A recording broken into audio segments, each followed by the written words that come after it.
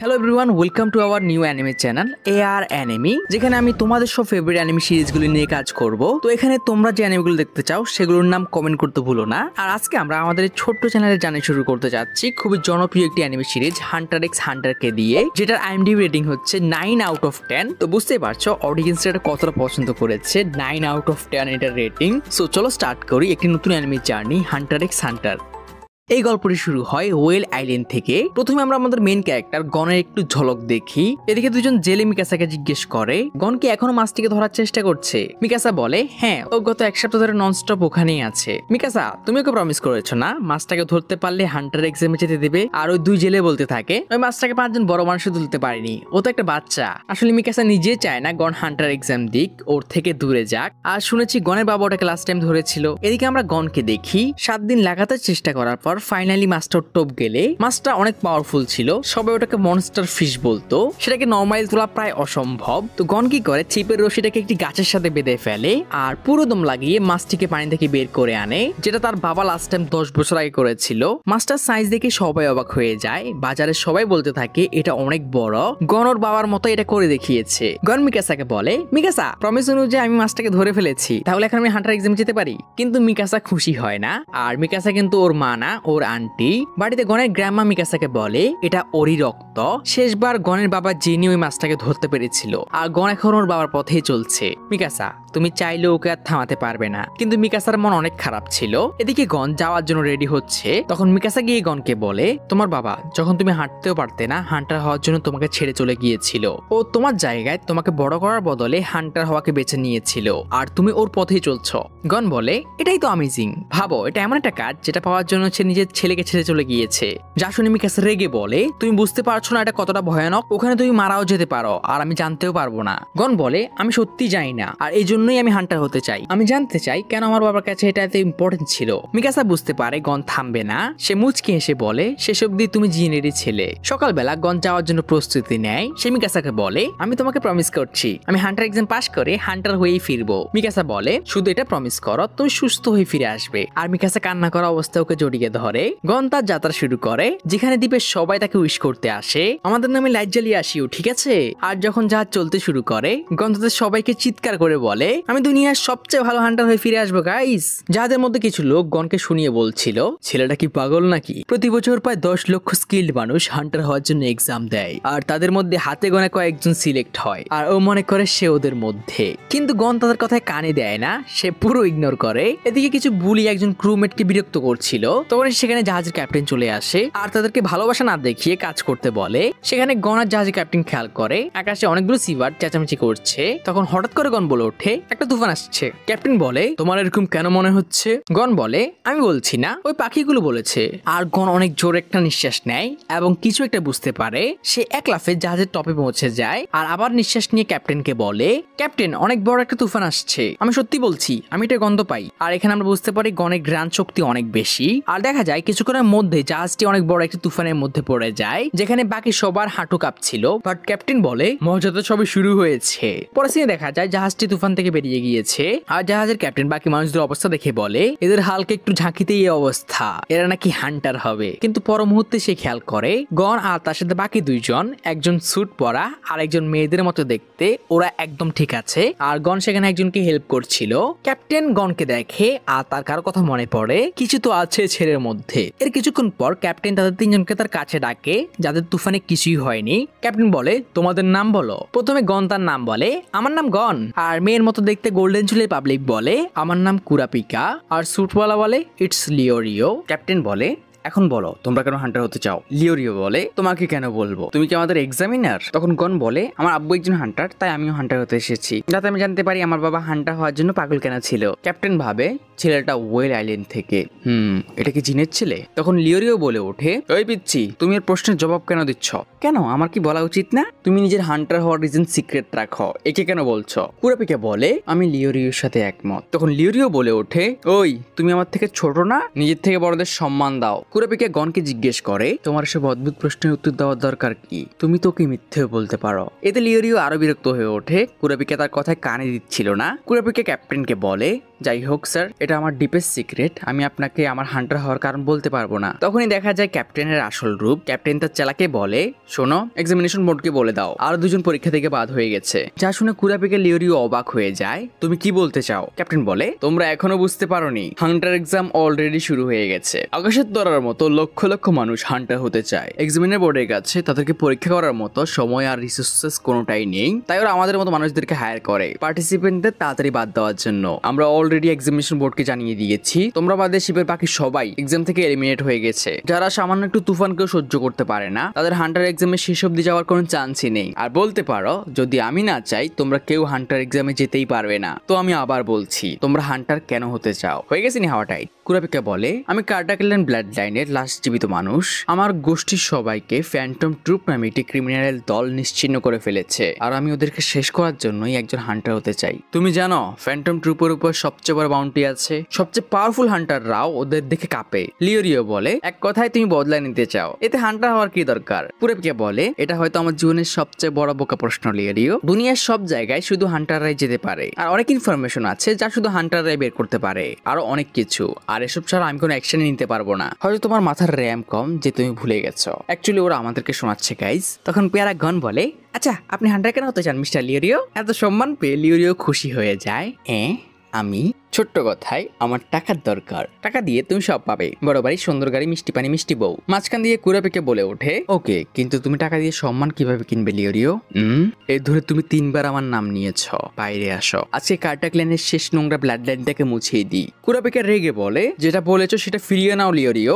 আচ্ছা, আগে সম্মান দিয়ে মিস্টার লিওরিও বলো। কুরাপিকা রেগে লিওরিওর পিছনে বেরিয়ে যায়, আর ক্যাপ্টেন তাদেরকে থামাতেও চায়। তখন গন বলে, ওদের যেতে দিন। আন্টি মিকাসা একদিন আমাকে বলেছিল, তুমি একজন মানুষকে ততক্ষণ ধরে বুঝতে পারবে না যতক্ষণ না তুমি এটা জানো সে কিসে রাগ করে। তাই ওদের জন্য এটা ইম্পর্টেন্ট, তারা একজন আরেকজনের রাগের কারণ জানুক। তাই আমাদের এটা ওদের নিজেদের ঠিক করতে দেওয়া উচিত। তখন একজন ক্রুমেট তাদেরকে দেখায় তারা অনেক বড় একটি তুফানের দিকে এগিয়ে যাচ্ছে। জাহাজের ক্যাপ্টেন পাল্টিকে নামিয়ে ফেলতে বলে, তার গন হতে সাহায্য করতে চায়। গন সহ জাহাজের বাকি সবাই জাহাজটি পাল্টে তোলার কাজে লেগে পড়ে, কিন্তু তুফান এত বেশি শক্তিশালী ছিল তারা এটা মুভি করতে পারছিল না। আর এদিকে দেখা যায় কুরাপিকা লিওরিও একে অপরকে ধমকাচ্ছে। কুরাপিকা বলে, যা বলেছো তা ফিরিয়ে নাও। লিওরিও বলে, আমি কতবার একই কথা রিপিট করব, তোমায় আমাকে সম্মান দিয়ে কথা বলতে হবে। আর সে একটি ছুরি বের করে আর কুরাপিকা একটি লাঠি। তখনই কি হয়, তুফানি বাতাসের টানে পালের রশিগুলো সবার হাত থেকে ছুটে যায়, আর একটি ছেলে রশির টানে জাহাজের বাইরে পড়ে যাচ্ছিল, যাকে দেখে কুরাপিকা লিওরিও ওকে বাঁচানোর জন্য চেষ্টা করে, বাট ধরতে পারে না। কিন্তু তখনই গন তাদের দুজনের মাঝখান দিয়ে লাফ দিয়ে ছেলেটির হাত ধরে ফেলে, আর ওরা গনের পা,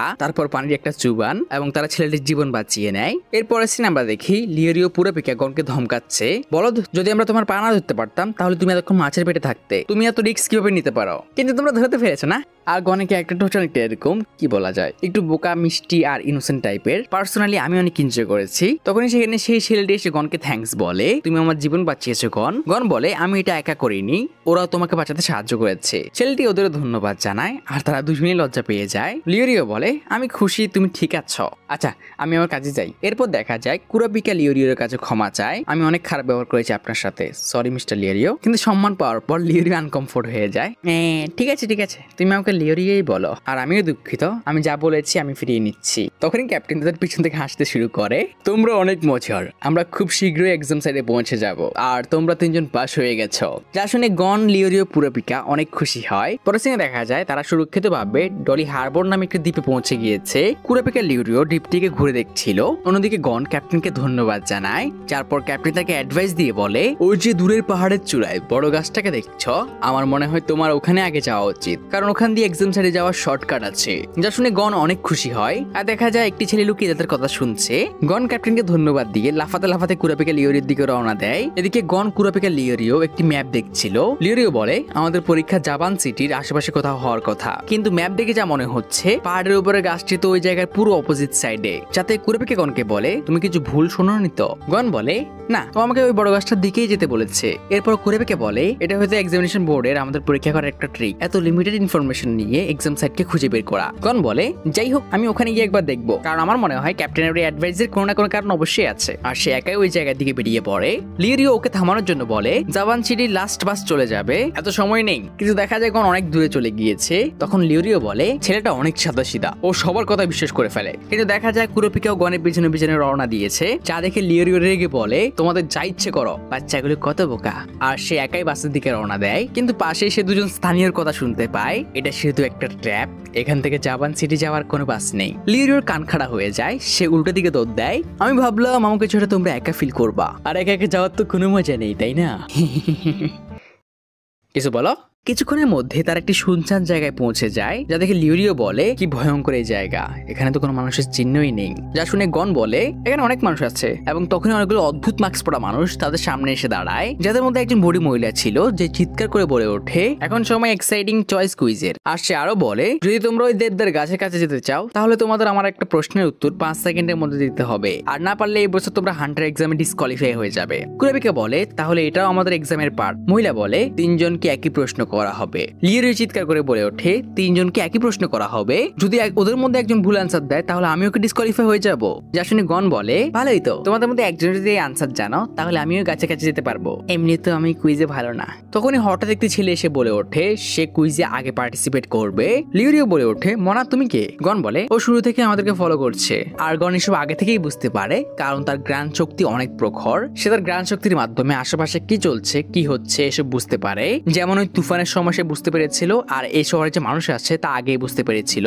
ছেলেটি মনে মনে ভাবে কুইজের জবাব আগে দিয়ে বের হয়ে যাওয়ার সময় রাস্তায় আমি ওদের জন্য ট্র্যাপ লাগিয়ে যাব। বুড়ি দাদি ওকে প্রশ্ন করে মনে করো একটি ভয়ঙ্কর ক্রিমিনালের গ্রুপ তোমার মা আর তোমার লাভারকে কিডন্যাপ করেছে, আর তুমি শুধু দুজনের মধ্যে একজনকে বাঁচাতে পারবে, তুমি কাকে বাঁচাবে? মায়ের জন্য নাম্বার 1 বলো আর লাভারের জন্য নাম্বার 2। যা শুনে গনরা সবাই অবাক হয়ে যায়, এটা কুইজ কিভাবে হতে পারে? কিন্তু ছেলেটি বলে নাম্বার 1, আর সে উত্তরের কারণ বলে গার্লফ্রেন্ডকে রিপ্লেস করা যায় কিন্তু মাকে করা যায় না। যা শুনে বুড়ি বলে তুমি যেতে পারো। যা শুনে লিওরিও অনেক রেগে যায়, সে রেগে বলে এটা কোনোভাবে হতে পারে না। আর সে বৃদ্ধ মহিলাকে জিজ্ঞেস করে ছেলেটা যে উত্তর দিয়েছে সেটা কিভাবে ঠিক হতে পারে, যাতে মহিলা কিছুই বলে না। লিওরিও বলে আমি এই কুইজ খেলবই না, আমি নিজেই রাস্তা খুঁজে বের করব। মহিলা বলে এতে অনেক দেরি হয়ে গেছে, যদি তুমি কুইজ না খেলো তাহলে তুমি ডিসকোয়ালিফাই হয়ে যাবে। কিন্তু এই প্রশ্ন তো কোনো সঠিক জবাব হতেই পারে না। তখনই কুরাবিকে মনে মনে বলে ওঠে হ্যাঁ এটা কোনো আনসার হতেই পারে না। আর সে লিওরিওকে বলতেই যাবে, তখনই মহিলা ওকে থামিয়ে দেয়, যদি তুমি ওকে অপশন বাদে অন্য কিছু বলো তাহলে তুমিও ডিসকোয়ালিফাই হয়ে যাবে। যাতে কুরাবিকে মনে মনে ভাবে তুমি এটা করতে পারবে লিওরিও, এটা শুধু একটা সাধারণ ট্রিক। আর গনকেও দেখা যায় সে কিছু ভাবছে। তখনই মহিলা প্রশ্ন করে ধরো তোমার একটি ছেলে আর একটি মেয়ে, দুজনই বিপদে পড়েছে, তুমি একজনকে বাঁচাতে পারবে, তুমি কাকে বাঁচাবে? আর সে 1 থেকে 5 অব্দি কাউন্টডাউন শুরু করে। আর আমরা দেখি গন দাঁড়িয়ে দাঁড়িয়ে অ্যান্সার ভাবছিল, সবাই বুঝতেই পারছিল না কি অ্যান্সার দেবে। এভাবে 1 থেকে 5 অব্দি কাউন্টডাউন শেষ হয়ে যায়। আর কাউন্টডাউন শেষ হতে লিওরিও রেগে একটি লাঠি দিয়ে বুড়ির মাথা ফাটাতে যায়, কিন্তু শেষ মুহূর্তে কুরাবিকে ওকে থামিয়ে দেয় আর বলে শান্ত হও লিওরিও, আমরা ওর প্রশ্নের সঠিক রেসপন্স দিয়ে দিয়েছি। এবং লিওরিও অবাক হয়ে বলে সত্যি? কুরাবিকে বলে এই প্রশ্নের কোনো উত্তর ছিল না, কোনো উত্তর না দিয়ে চুপ থাকা এর অ্যান্সার ছিল। তো লিওরিও বলে কিন্তু ওই ছেলেটাকে তো বুড়ি যেতে দিয়েছিল। কুরাবিকে বলে ও শুধু ওকে আগে যেতে বলেছে, মানে ওটা ভুল রাস্তা। তখন বুড়ি বলে তুমি ঠিক বলেছ, সঠিক রাস্তা হলো এটা। আর তাদেরকে একটি দরজা খুলে দেওয়া হয়, এটা হলো ওই গাছে যাওয়ার রাস্তা। এখান দিয়ে তোমরা 2 ঘন্টার মধ্যেই পাহাড়ের চূড়ায় পৌঁছে যাবে, যেখানে গাছের পাশে একটি ঘরে তোমরা একটি কাপলকে দেখবে, যারা তোমাদেরকে হান্টার এক্সামে যাওয়ার রাস্তা দেখিয়ে দেবে। যা শুনে লিওরিও তার ব্যবহারের জন্য বুড়ির কাছে ক্ষমা চায়, এবং বুড়ি বলে সমস্যা নেই, এটাই আমার কাজ। অনেকেই এরকম রেসপন্স করে, তোমরা হান্টার হওয়ার পুরো চেষ্টা করো, গুড লাক। তখন একজন মাটিতে বসে পড়ে। অনেকক্ষণ ধরে ভাবলাম আমি কোনো আনসারই পাচ্ছি না গাইজ, মানে এতক্ষণ কি চলছে গনের কোনো খবর নেই। সবাই হেসে বলে কুইজ শেষ হয়ে গিয়েছে গন। এরপর তারা সবাই রাস্তা ধরে চলতে শুরু করে, আর গাছের কাছে পৌঁছাতে পৌঁছাতে রাত হয়ে যায়। লিওরিও সেখানে একটি বোর্ড দেখে, যেখানে লেখা ছিল জাদুর মনস্টারদের থেকে সাবধানে থাকুন। সেখানে তারা সত্যি একটি ঘর দেখতে পায়, কিন্তু কেউ তাদের ডাকে সাড়া দেয় না। ঘরের দরজা খোলা ছিল, ঘরে উকি মেরে তারা অবাক হয়ে যায়। ঘরের অবস্থা অনেক খারাপ ছিল, একটি অদ্ভুত প্রাণী একজন মহিলাকে বন্দি করে রেখেছে, আর একটি আহত মানুষ ফ্লোরে পড়ে আছে। কুরাপিকা ওই মনস্টারের সম্পর্কে বলে এই ম্যাজিক্যাল মনস্টারগুলো ট্রান্সফর্ম হতে পারে, এগুলোর নাম ক্রিকো, এগুলো অনেক বুদ্ধিমান হয়। তখনই মনস্টারটা একটি মেয়েকে হোস্ট বানিয়ে সেখান থেকে পালায় আর আহত ছেলেটি ওদেরকে বলে প্লিজ আমার ওয়াইফকে বাঁচান। লিওরিও আহত ছেলেটিকে ট্রিটমেন্ট করতে শুরু করে আর গনা কুরাপিকা মনস্টারটির পিছে, যেখানে কুরাপিকা মনে মনে ভাবে গন এত অন্ধকারে এত ফাস্ট কিভাবে মুভ করছে আর মনস্টারটিকেও ফলো করছে। তখনই গন লাফ দিয়ে একটি গাছের উপর উঠে যায় আর বানরের মতো এক গাছ থেকে অন্য গাছে লাফিয়ে লাফিয়ে চলতে শুরু করে। গন ক্রিকোর সাথে সাথে তাল মিলিয়ে চলছিল।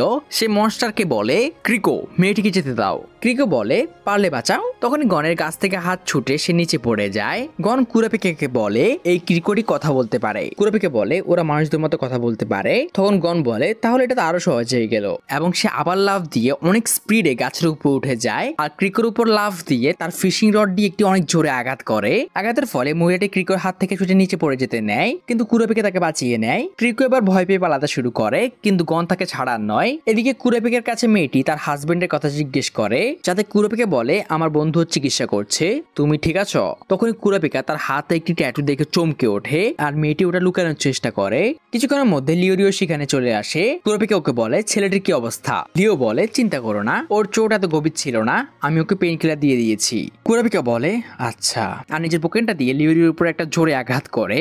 আঘাত খেয়ে লিওরিও হাসতে শুরু করে আর দেখা যায় এটা লিওরিওর রূপ ধরে আসা ক্রিকো। ক্রিকো বলে তুমি কিভাবে বুঝলে আমি একটি ইম্পোস্টার? কুরাপিকা বলে সত্যি বলতে আমি বুঝিনি তুমি লিওরিও না, কিন্তু লিওরিও আমাকে প্রমিস করেছিল সে অসুস্থ মানুষের খেয়াল রাখবে, কিন্তু যখন আমি শুনলাম ওকে এখানে ছেড়ে চলে এসেছে তখন আমি ওকে আঘাত করলাম। যা শুনে ক্রিকো লাফ দিয়ে সেখান থেকে চলে যায়। তখন কুরাপিকা মেয়েটিকে ধরে বলে এখন তুমি বলো তুমি আসলে কে? যা শুনে মেয়েটি একটি শয়তানি হাসি দেয়। অন্যদিকে গন এখনো ক্রিকোর পিছা করছিল, যেখানে ক্রিকো একটি ঝোপের মধ্যে লাফ দেয় আর গন ওর পিছে লাফ দিলে সামনে কিছুই নেই। সে পাহাড় থেকে নিচে পড়ে যাচ্ছিল, কিন্তু নিজের ফিশিং রডের কারণে বেঁচে যায়। যেখানে ক্রিকো হাসতে হাসতে বলে বাচ্চা হিসেবে তুমি অনেক ফাস্ট আর আমার উপর একটি হিট করতে পেরেছ, সাবাস। কিন্তু গন একদম শান্ত ফেস নিয়ে চারদিকে তাকাচ্ছিল।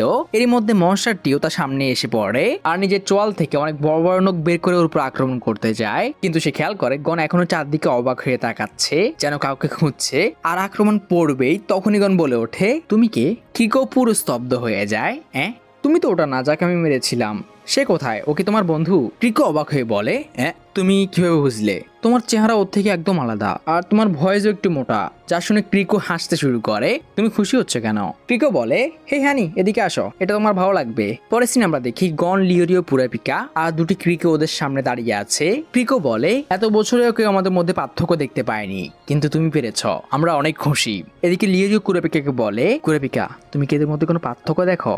পার্থক্য অসম্ভব। গন ওদেরকে বলে আমি আর কুরাপিকা এই হাজবেন্ডকে প্রথমে মেরেছিলাম, আর তারা দুজন ভাবছিল ও কোনটার কথা বলছে। যার পর ওরাই ওদের পরিচয় দেয় আমরা নেভিগেটর, আমরা হান্টার এক্সামে সহযোগিতা করি, আমরা দুজন হাজবেন্ড ওয়াইফ আর ওরা দুজন আমাদের বাচ্চা। মানে যারা হাজবেন্ড ওয়াইফ হওয়ার প্রিটেন্ড করছিল তারা আসলে ভাই বোন। তারা আরো বলে হান্টার এক্সামের জায়গা প্রতি বছর বদলাতে থাকে আর আমাদের কাজ হলো অ্যাপ্লিকেন্টদের এক্সাম সাইডে নিয়ে যাওয়া, কিন্তু আমরা সব অ্যাপ্লিকেন্টদের নিয়ে যাই না, আগে আমরা ওদেরকে পরীক্ষা করি, এরপর ডিসাইড করি এক্সাম সাইডে নিয়ে যাবো কিনা। কুরাপিকা আমার ট্যাটু দেখে বুঝে গিয়েছিল আমি ম্যারিড না, কারণ এই এলাকায় এই ট্যাটু তারাই করে যারা কখনো বিয়ে করে না। যা কুরাপিকা দেখে বুঝে গিয়েছিল, এজন্য সে টেস্টে পাস হয়ে গেছে। ছেলেটি বলে লিওরিও যদি আমাকে চিনতে পারেনি, কিন্তু সে আমার আঘাতকে যে কোনো ডাক্তার থেকেও তাড়াতাড়ি ঠিক করে দিয়েছে, এজন্য সেও পাস।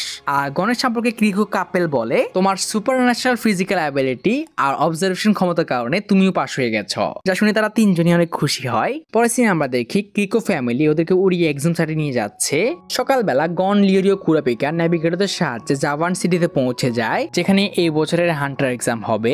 নেভিগেটর তাদেরকে শহরের মধ্য দিয়ে হান্টার এক্সামের বিল্ডিং এর কাছে পৌঁছে দিয়ে যায় আর তারা বিল্ডিংটা দেখে অনেক খুশি হয়, এটা অনেক বড় ছিল। তখন নেভিগেটর তাদের মন ভেঙে দিয়ে পাশে একটি ছোট্ট বিল্ডিং দেখিয়ে বলে এখানে তোমাদের এক্সাম হবে। গনরা বলে এটা মজা নাকি, এটা তো শুধু ছোট্ট একটা রেস্টুরেন্ট। নেভিগেটর বলে এক্সাম দেওয়ার জন্য পুরো পৃথিবী থেকে অসংখ্য মানুষ আসে, এজন্য এটাকে এমন জায়গায় রাখা হয় যেখানে কেউ এক্সপেক্ট করে না। তারা রেস্টুরেন্টে প্রবেশ করে, সেখানে নেভিগেটর শেফকে জিজ্ঞেস করে পেছনের রুমটা খালি আছে? শেফ বলে তোমরা কি চাও? আমরা তিনজনের জন্য একটি স্ট্যাক কম্বো চাই, যেটা খেয়ে আলো দেখা যায় আর তুমি ওটাকে ধীরে ধীরে লো ফ্লেমে রান্না করো। যা শুনে শেফের চোখ জলজল করে ওঠে। সে হাসি দিয়ে তাদেরকে পিছনের রুমে যেতে বলে। রুমে এসে গন বলে আমার অনেক ক্ষুধা লেগেছে, স্ট্যাক কম্বো আসতে কতক্ষণ লাগবে? কুরাপিকা বলে গন এটা ভেতরে আসার পাসওয়ার্ড ছিল, তো তোমার খাওয়া এখন হবে না। নেভিগেটর ওদেরকে বলে তোমরা অনেক লাকি, তোমরা ফার্স্ট অ্যাটেম্পটে এখানে অব্দি চলে এসেছো, কারণ এটা খুবই রেয়ার, কেউ প্রথম ট্রাই এ অবধি আসতে পারে। তখন গন ন্যাভিগেটরকে ধন্যবাদ দেয়, আরিগাত্তো, যা শুনে ন্যাভিগেটর অনেক খুশি হয় আর বলে আমি পরের বছর তোমার ন্যাভিগেটর হতে চাইবো। সে সেখান থেকে চলে যায়। তখনই পুরো রুমটি কাঁপতে শুরু করে। কুরাপিকা বলে তাহলে এটা এলিভেটর। আর লিওরিও বলে ওঠে ও একটা ফালতু মানুষ, ও কি মনে করে আমরা এবছর ফেল করব? কুরাপিকা বলে ও ঠিক বলেছে, এটা অনেক রেয়ার, কেউ প্রথম ট্রাই পরীক্ষায় পাশ করেছে। অনেকে তো এই এক্সামের ফিজিক্যাল আর মেন্টাল স্ট্রেস সহ্যই করতে পারে না। আর পুরাতন পরীক্ষার্থীরাও নতুন পার্টিসিপেন্টদের মন অনেক সময় এমন ভাবে ভেঙে দেয় তারা এটা দ্বিতীয়বার দেওয়ার সাহসই পায় না। গন বলে তাহলে এই জন্যই সবাই নিজের সবকিছু হান্টার হওয়ার জন্য বাজি লাগিয়ে দেয়, তাই না? তখন লিওরিও বলে ঠিক বলেছো বন্ধু, কিন্তু হান্টার হওয়ার সুবিধাও আছে। সবাই হান্টার এই জন্যই হতে চায় কারণ হান্টার হয়ে তুমি সবচাইতে সহজে বেশি টাকা কামাতে পারবে। কুরাপিকা বিরক্ত হয়ে বলে মানুষ হান্টার এই জন্য হতে চায় কারণ এটা সবচেয়ে বেশি সম্মানের কাজ। তারা দুজন তাদের যুক্তি গনকে শোনাতে শুরু করে। গন, দুনিয়াতে প্রতি বছর 100 জন ধনী লোকদের মধ্যে 50 জনই হান্টার হয় না। গন, আমার কথা শোনো, আসল হান্টার তারা যারা প্রকৃতির ভারসাম্য বজায় রাখে, দুর্বলদেরকে প্রোটেক্ট করে। হান্টার হওয়ার পর তুমি অনেক দেশে যে কোনো পাবলিক ফ্যাসিলিটি গুলো ফ্রিতে ইউজ করতে পারবে, তোমার থেকে কোনো টাকা নেওয়া হবে না। তো বলো এগুলো অসাম না? আমার কথা শোনো গন, অনেকেই হান্টার হয়ে খাজানা আর ওয়াইল্ড গেমের পিছনে পড়ে থাকে, কিন্তু একজন আসল হান্টারের অনেক দায়িত্ব থাকে। ওরা সংস্কৃতির রক্ষা, বিলুপ্ত প্রাণীদেরকে বাঁচানো, সাথে সাথে ভয়ঙ্কর ক্রিমিনালদেরকে ধরা আর তাদেরকে থামানোর জন্য কাজ করে থাকে। আর তারা দুজন একসাথে গনকে জিজ্ঞেস করে তো বলো তুমি কোনটা হতে চাও? সত্যি বলতে আমি এখনো ভাবিনি। সেখানে গনের অবস্থা অনেক খারাপ হয়ে যায়, কিন্তু শেষ মুহূর্তে এলিভেটর তাকে বাঁচিয়ে নেয়। তারা এক্সাম সাইডে পৌঁছে গিয়েছে, যেখানে পুরো দুনিয়া থেকে অসংখ্য পার্টিসিপেন্ট এসে একত্র হয়েছে। সেখানকার সবাই তাদের দিকে তাকিয়েছিল আর গনরাও সবাইকে দেখে বুঝে যায় এরা সবাই কতটা স্কিল্ড, এরা প্রত্যেকে নিজের নিজের জায়গায় শ্রেষ্ঠ। কিন্তু গন ডাজেন্ট কেয়ার, ও সবাইকে বলে হ্যালো তোমরা কি চিন্তিত? তখন একটি স্লাইমের মতো প্রাণী এসে তাদের একটি নাম্বার ব্যাজ দেয় আর বলে তোমাদের সব সময় এগুলো পড়ে থাকতে হবে। সেখানে একজন মানুষ উপর থেকে গনদেরকে ডেকে বলে তোমাদের এখানে প্রথমবার দেখছি। আর লোকটি তার নাম বলে টম্পা। আমি গন, এরা পুরাপিকা আর লিওরিও। লোকটি বলে যদি তোমাদের এক্সাম সম্পর্কে কোনো প্রশ্ন থাকে তাহলে আমাকে জিজ্ঞেস করতে পারো। আর সে আরো বলে এটা তার হান্টার হওয়ার 35 নাম্বার অ্যাটেম্প্ট। যা শোনার পর গনদের রিঅ্যাকশন ছিল প্রাইসলেস। আর এখানে আমাদের সেই যে গুরুত্বপূর্ণ আর একটা ইন্টারেস্টিং ক্যারেক্টারের সাথে মিট করানো হয় যার নাম হিসোকা দ্য ম্যাজিশিয়ান। আর সে লিটারালি এখানে সবার সামনে একজন পার্টিসিপেন্টের হাত ফুলের পাতা করে দেয়, এক কথায় জ্বালিয়ে দেয়। আর এর কারণ হলো সে হিসুকার সাথে ধাক্কা খেয়ে সরি বলেনি। টুম্পা গনদেরকে বলে ওর থেকে দূরে থাকবে, ওকে গত বছর ডিসকোয়ালিফাই করে দেওয়া হয়েছিল কারণ সে একজন পার্টিসিপেন্টকে প্রায় মেরেই ফেলেছিল। লিওরিও বলে তাহলে ওকে এই বছর কেন আবার এক্সাম দিতে দেওয়া হচ্ছে? টম্পা বলে যদি এক্সামিনাররা পাস করায় তাহলে স্বয়ং ডেভিলও এক্সাম দিতে পারবে। এবং টম্পা গনদের শরীর ঠান্ডা করার জন্য একটি ড্রিঙ্কস দেয়। তখন আমরা জানতে পারি টম্পার আসল মতলব। সে মনে মনে ভাবে এই ড্রিঙ্কসটা একবার খেলে 3 দিন পেট খারাপ থাকে, আর সে মনে মনে হাসতে শুরু করে। কিন্তু গন ড্রিঙ্কসটা মুখে দিয়েই ফেলে দেয়। টম্পা, এই ড্রিঙ্কসটা হয়তো মেয়াদ শেষ, এটার টেস্ট অদ্ভুত। এরপর কুরাপিকে লিওরিও জুসটা ফেলে দেয়। টম্পা ওদের কাছে ক্ষমা চেয়ে বলে আমি জানতাম না এই ড্রিঙ্কসটা এক্সপায়ার হয়ে গেছে, আই এম সরি। কিন্তু সে মনে মনে ভাবে ড্রিঙ্কসে যে কেমিক্যাল ছিল ওটা তো কোনো টেস্টই নেই। টম্পা এখানে মনে মনে অনেক বিরক্ত হয় আর সেখান থেকে চলে যায়। সে ভাবতে শুরু করে এই বছরের ফার্স্ট টাইমাররা একটু বেশি হুঁশিয়ার, ওদেরকে ইজিলি ফাঁসানো যাবে না। এরপর আমাদের এই সিরিজের আরো একটা মেইন ক্যারেক্টার কিলুয়াকে দেখানো হয়। কিলুয়া টম্পার কাছে এসে বলে মিস্টার টম্পা, আমাকে ওই জোসটা আরো একটা দিতে পারবে? টম্পা বলে কেন নয়, কিন্তু সে মনে মনে ভাবে এটা কি, ও একটা অলরেডি খেয়েছে, এতক্ষণ তো ওটার ইফেক্ট শুরু হয়ে যাওয়ার কথা। কিলুয়া জুসটা খেতে শুরু করে। এদিকে টম্পা ভাবে এটা শুধু পেট খারাপের জন্য, কিন্তু বেশি খেলে মারাও যেতে পারে। তখন কিলুয়া বলে ওঠে ভাইয়া চিন্তা করবেন না, আমার কিছু হবে না, আমার উপর পয়জন ইফেক্ট করে না, এর জন্য আমি অনেক ট্রেনিং করেছি। চা শুনে টম্পা পুরো পাথর হয়ে যায়। তখনই টার্নেলের এক সাইডের দরজা খুলে যায় আর একজন মানুষ সকল পার্টিসিপেন্টদেরকে বলে হান্টার এক্সামে ঢোকার সময় শেষ, এখন হান্টার এক্সাম শুরু হবে। এই এক্সামে যদি তোমরা পার্টিসিপেন্টরা দুর্বল আর দুর্ভাগা হও তাহলে তোমাদের সাথে অনেক খারাপ হতে পারে, গুরুতর আহত বা তোমরা মারাও যেতে পারো। তো তোমাদের মধ্যে যারা রিস্ক নিতে চাও তারা আমাকে ফলো করো, আর বাকিরা পেছনে এলিভেটর আছে ওখান দিয়ে রাস্তা দেখো। অবভিয়াসলি সবাই এখানে ফার্স্ট অপশনটা চুজ করে। ওর অদ্ভুত মুখ দেখার জন্য তো কেউ এখানে আসে নাই। এক্সামিনার হাঁটতে শুরু করে আর বাকি সবাই ওকে ফলো করছিল, কিন্তু ধীরে ধীরে দেখা যায় ওর হাঁটার সাথে বাকি সবাইকে দৌড়াতে হচ্ছে। এক্সামিনার বলে আমার নাম সাতুতাজ, এক্সামের প্রথম পেজের এক্সামিনার, আমি তোমাদেরকে সেকেন্ড পেজ অব্দি নিয়ে যাব। তো পরীক্ষাটা হচ্ছে তোমাদের সবাইকে আমাকে সেকেন্ড পেজের জায়গা অব্দি ফলো করতে হবে, কিন্তু আমি তোমাদেরকে এটা বলতে পারবো না আমরা কোথায় এবং কখন গিয়ে পৌঁছাবো। আর তার হাঁটার স্পিড আরো বেড়ে যায়। লিওরিও দৌড়াতে দৌড়াতে বলে পরীক্ষাটা অদ্ভুত, এটা সাধারণ ফিজিক্যাল টেস্ট, আমি এটা করতে পারবো। কিন্তু কুরাপিকে মনে মনে ভাবে এই পরীক্ষাটা শুধু শারীরিক ক্ষমতার পরীক্ষা নয়, আমাদের মানসিক স্ট্রেংথেরও পরীক্ষা নেয়, কারণ আমরা কেউ জানি না আমাদের কতটুকু আর কতক্ষণ অব্দি এক্সামিনারকে ফলো করতে হবে। তো এক্সাম শুরু হয়েছে প্রায় 2 ঘন্টা হয়ে গেছে আর স্টুডেন্টরা প্রায় 30 কিলোমিটারের বেশি যাত্রা করে ফেলেছে। কেউ জানে না তাদের আরো কতটুকু যেতে হবে। এটা এমন একটি অন্ধকার যাত্রা যার শেষ কেউ জানে না। আর অলরেডি অ্যাপ্লিকেন্টরা ড্রপ আউট করতে শুরু করেছে। কিন্তু এর চেহারার দিকে তাকাও, অনেক মজা। এদিকে আমরা লিওরিওকে দেখি, তার দৌড়ে দৌড়ে অবস্থা অনেক খারাপ, আর কাটা খায় নুনে ছিটা আরো লাগে। সে দেখে কিলুয়া একটি স্কেটবোর্ড দিয়ে অনেক আরামসে যাচ্ছে। সে কিলুয়াকে বলে তুমি চিটিং করা বন্ধ করো। কিলুয়া বলে তুমি কি বলতে চাও, তুমি স্কেটবোর্ড ব্যবহার করছো? তখন গন পেছন থেকে বলে ওঠে ও চিটিং করছে না, এক্সামিনার শুধু ওকে ফলো করতে বলেছে, কিন্তু কিভাবে করতে হবে এরকম কিছু তো বলেনি। লিওরিও বলে তুমি কার সাইডে গন? কিলুয়া গনের কাছে এসে তাকে তার বয়স জিজ্ঞেস করে।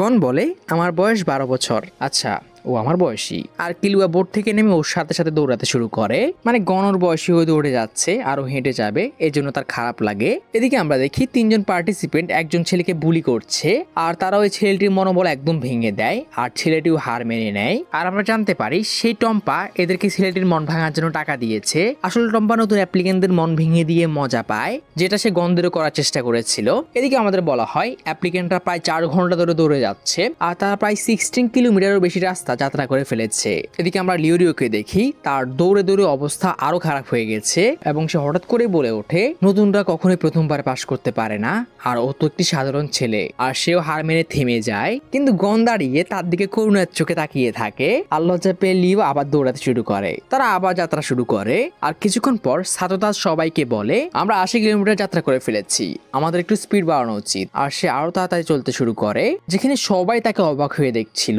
কারণ 80 কিলোমিটার চলার পরেও তার মধ্যে বিন্দু মাত্র পরিবর্তন দেখা যায়নি।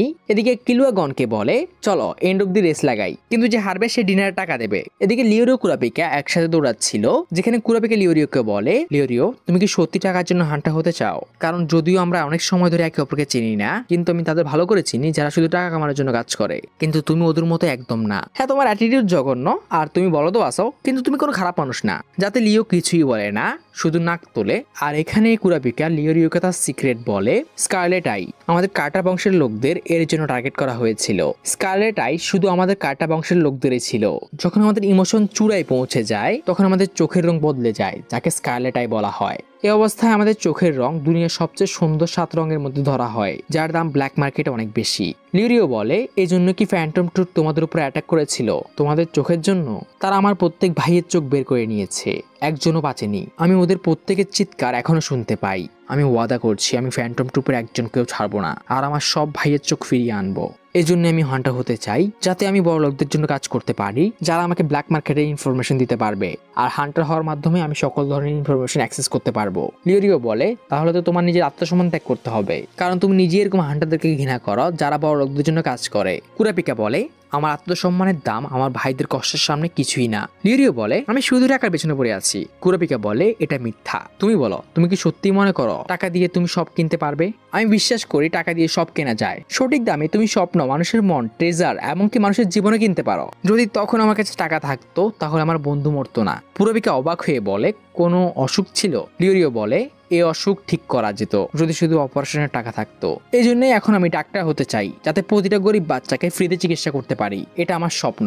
কিন্তু এখানেও টাকা, ডক্টর হতে অনেক টাকা লাগে, যা আমি হান্টার হয়ে কামাবো। সেখানে গন তাদের কাছে চলে আসে, আর কিলুয়া এখানে গনকে বলে তোমার সাথে ফিনিশিং লাইনে দেখা হবে দাদু। গন আর কিলুয়া ওদের থেকে আগে চলে এসেছিল। কিলুয়া গনকে বলে আমি অনেক ইমপ্রেস, আমি ভাবিনি তুমি আমার সাথে এতটুকু অব্দি আসতে পারবে। উফ, আমি ভেবেছিলাম হান্টার এক্সাম আরো চ্যালেঞ্জিং হবে, এটা বোরিং। গন বলে আমাকে এটা বলো তুমি কেন হান্টার হতে চাও? যাতে কিলুয়া বলে আমি তোমাকে কখন বললাম যে আমি হান্টার হতে চাই? আমি শুনেছি হান্টার এক্সাম অনেক কঠিন হয়, যা আমার কাছে ফান মনে হয়েছে, এই জন্য আমি এখানে। কিন্তু আমি ডিসঅ্যাপয়েন্টেড গন। আর গনকে তার হান্টার হওয়ার কারণ জিজ্ঞেস করলে সেও তার কারণ বলে। তার বাবা একজন হান্টার, সে তার বাবার মতো হতে চায়, কিন্তু ওর বাবার সম্পর্কেও কিছুই জানে না। মিকাসা আমাকে বড় করেছে, আর তিনি আমাকে আমার বাবার অনেক আগের একটি ছবি দেখিয়েছিলেন। দাঁড়াও গন, তাহলে মিকাসা কে? ও আমার আন্টি। তখনই সবাই টানেলের এক্সিটের আলো দেখতে পায়। সাতোতাস বলে দেখি কতজনই অব্দি আসতে পেরেছে। আর তার পাশ থেকে গনা কিলুয়া চিৎকার করে বেরিয়ে আসে, আর কে আগে ঢুকেছে এটা নিয়ে ঝগড়া করতে শুরু করে। এবং সাতোতাস তাদেরকে অবাক হয়ে দেখছিল, এটা কি আসলেই বাচ্চা? দুজন ঠিক করে ড্র হয়েছে, এই জন্য কিলুয়া গনকে ডিনার করাবে, আর গন কিলুয়াকে। তখন গন সাতোতাসকে জিজ্ঞেস করে আমরা কি চলে এসেছি? সাতোতাস বলে আমাদের আরো একটু যেতে হবে। এদিকে লিওরিও কুরাপিকাও সেখানে চলে আসে। এখন তারা নুমার ওয়েটল্যান্ড জায়গাটি পার করবে এক্সামের সেকেন্ড স্টেজে যাওয়ার জন্য, যেটা পুরো কুয়াশায় ঢাকা এবং ভয়ঙ্কর মনস্টারে ভরা ছিল। ছাত্রদাস বলে সবাই সাবধানে থাকবেন, এই জায়গায় যে মনস্টারগুলো আছে সেগুলো আপনাদেরকে বোকা বানানোর জন্য যে কোনো কিছু করতে পারে। যখন সবাই রওনাই দেবে তখন একজন মানুষ বলে ওঠে, ও তোমাদের বোকা বানাচ্ছে, ও আসলে এক্সামিনার না, আমি আসলে এক্সামিনার। যা সবাইকে কনফিউজ করে দেয়, সবাই সন্দেহের মধ্যে পড়ে যায় এবং লোকটি ছাত্রদের মধ্যে একটি মনস্টারকে বের করে সবাইকে দেখায়, যাতে সবাই আরো কনফিউজ হয়ে যায় তাহলে যার সাথে এতক্ষণ ধরে আমরা ছিলাম সে কি আসলে এক্সামিনার না।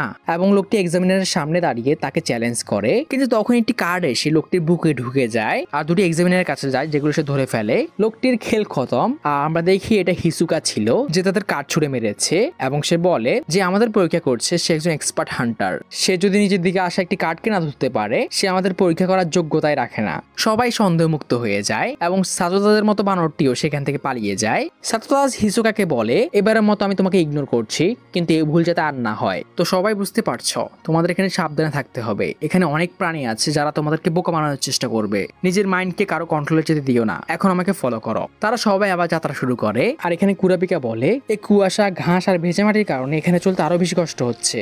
আর আমাদের বলা হয় 36 জন বাদ হয়ে গেছে আর 368 জন এখন এক্সাম দিচ্ছে, আর তাদের পরবর্তী এক্সাম হবে নিমার ওয়েটল্যান্ডে।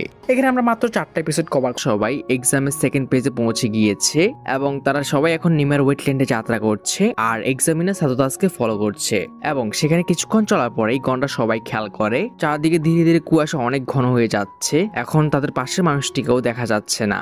এদিকে কয়েকজন অ্যাপ্লিকেন্টকে দেখা যায়, তারা একসাথে প্ল্যান করে এটাই আমাদের সুযোগ, এই কুয়াশার সুযোগ নিয়ে আমরা হিসুকাকে শেষ করে ফেলি। আসলে কম বেশি সব অ্যাপ্লিকেন্টরাই হিসুকাকে একটা থ্রেট হিসেবে দেখে। হিসুকার মনে কখন কি চলে কেউ জানে না, ও অনেক ডেঞ্জারাস। এদিকে কিলুয়া কিছু একটা ফিল করে, সে গনকে বলে, গন চলো আমরা সামনের দিকে এগিয়ে যাই, আমি হিসুকার থেকে যত সম্ভব দূরে থাকতে চাই, ওর কাছে থাকা ডেঞ্জারাস, আমি গন্ধ পাচ্ছি।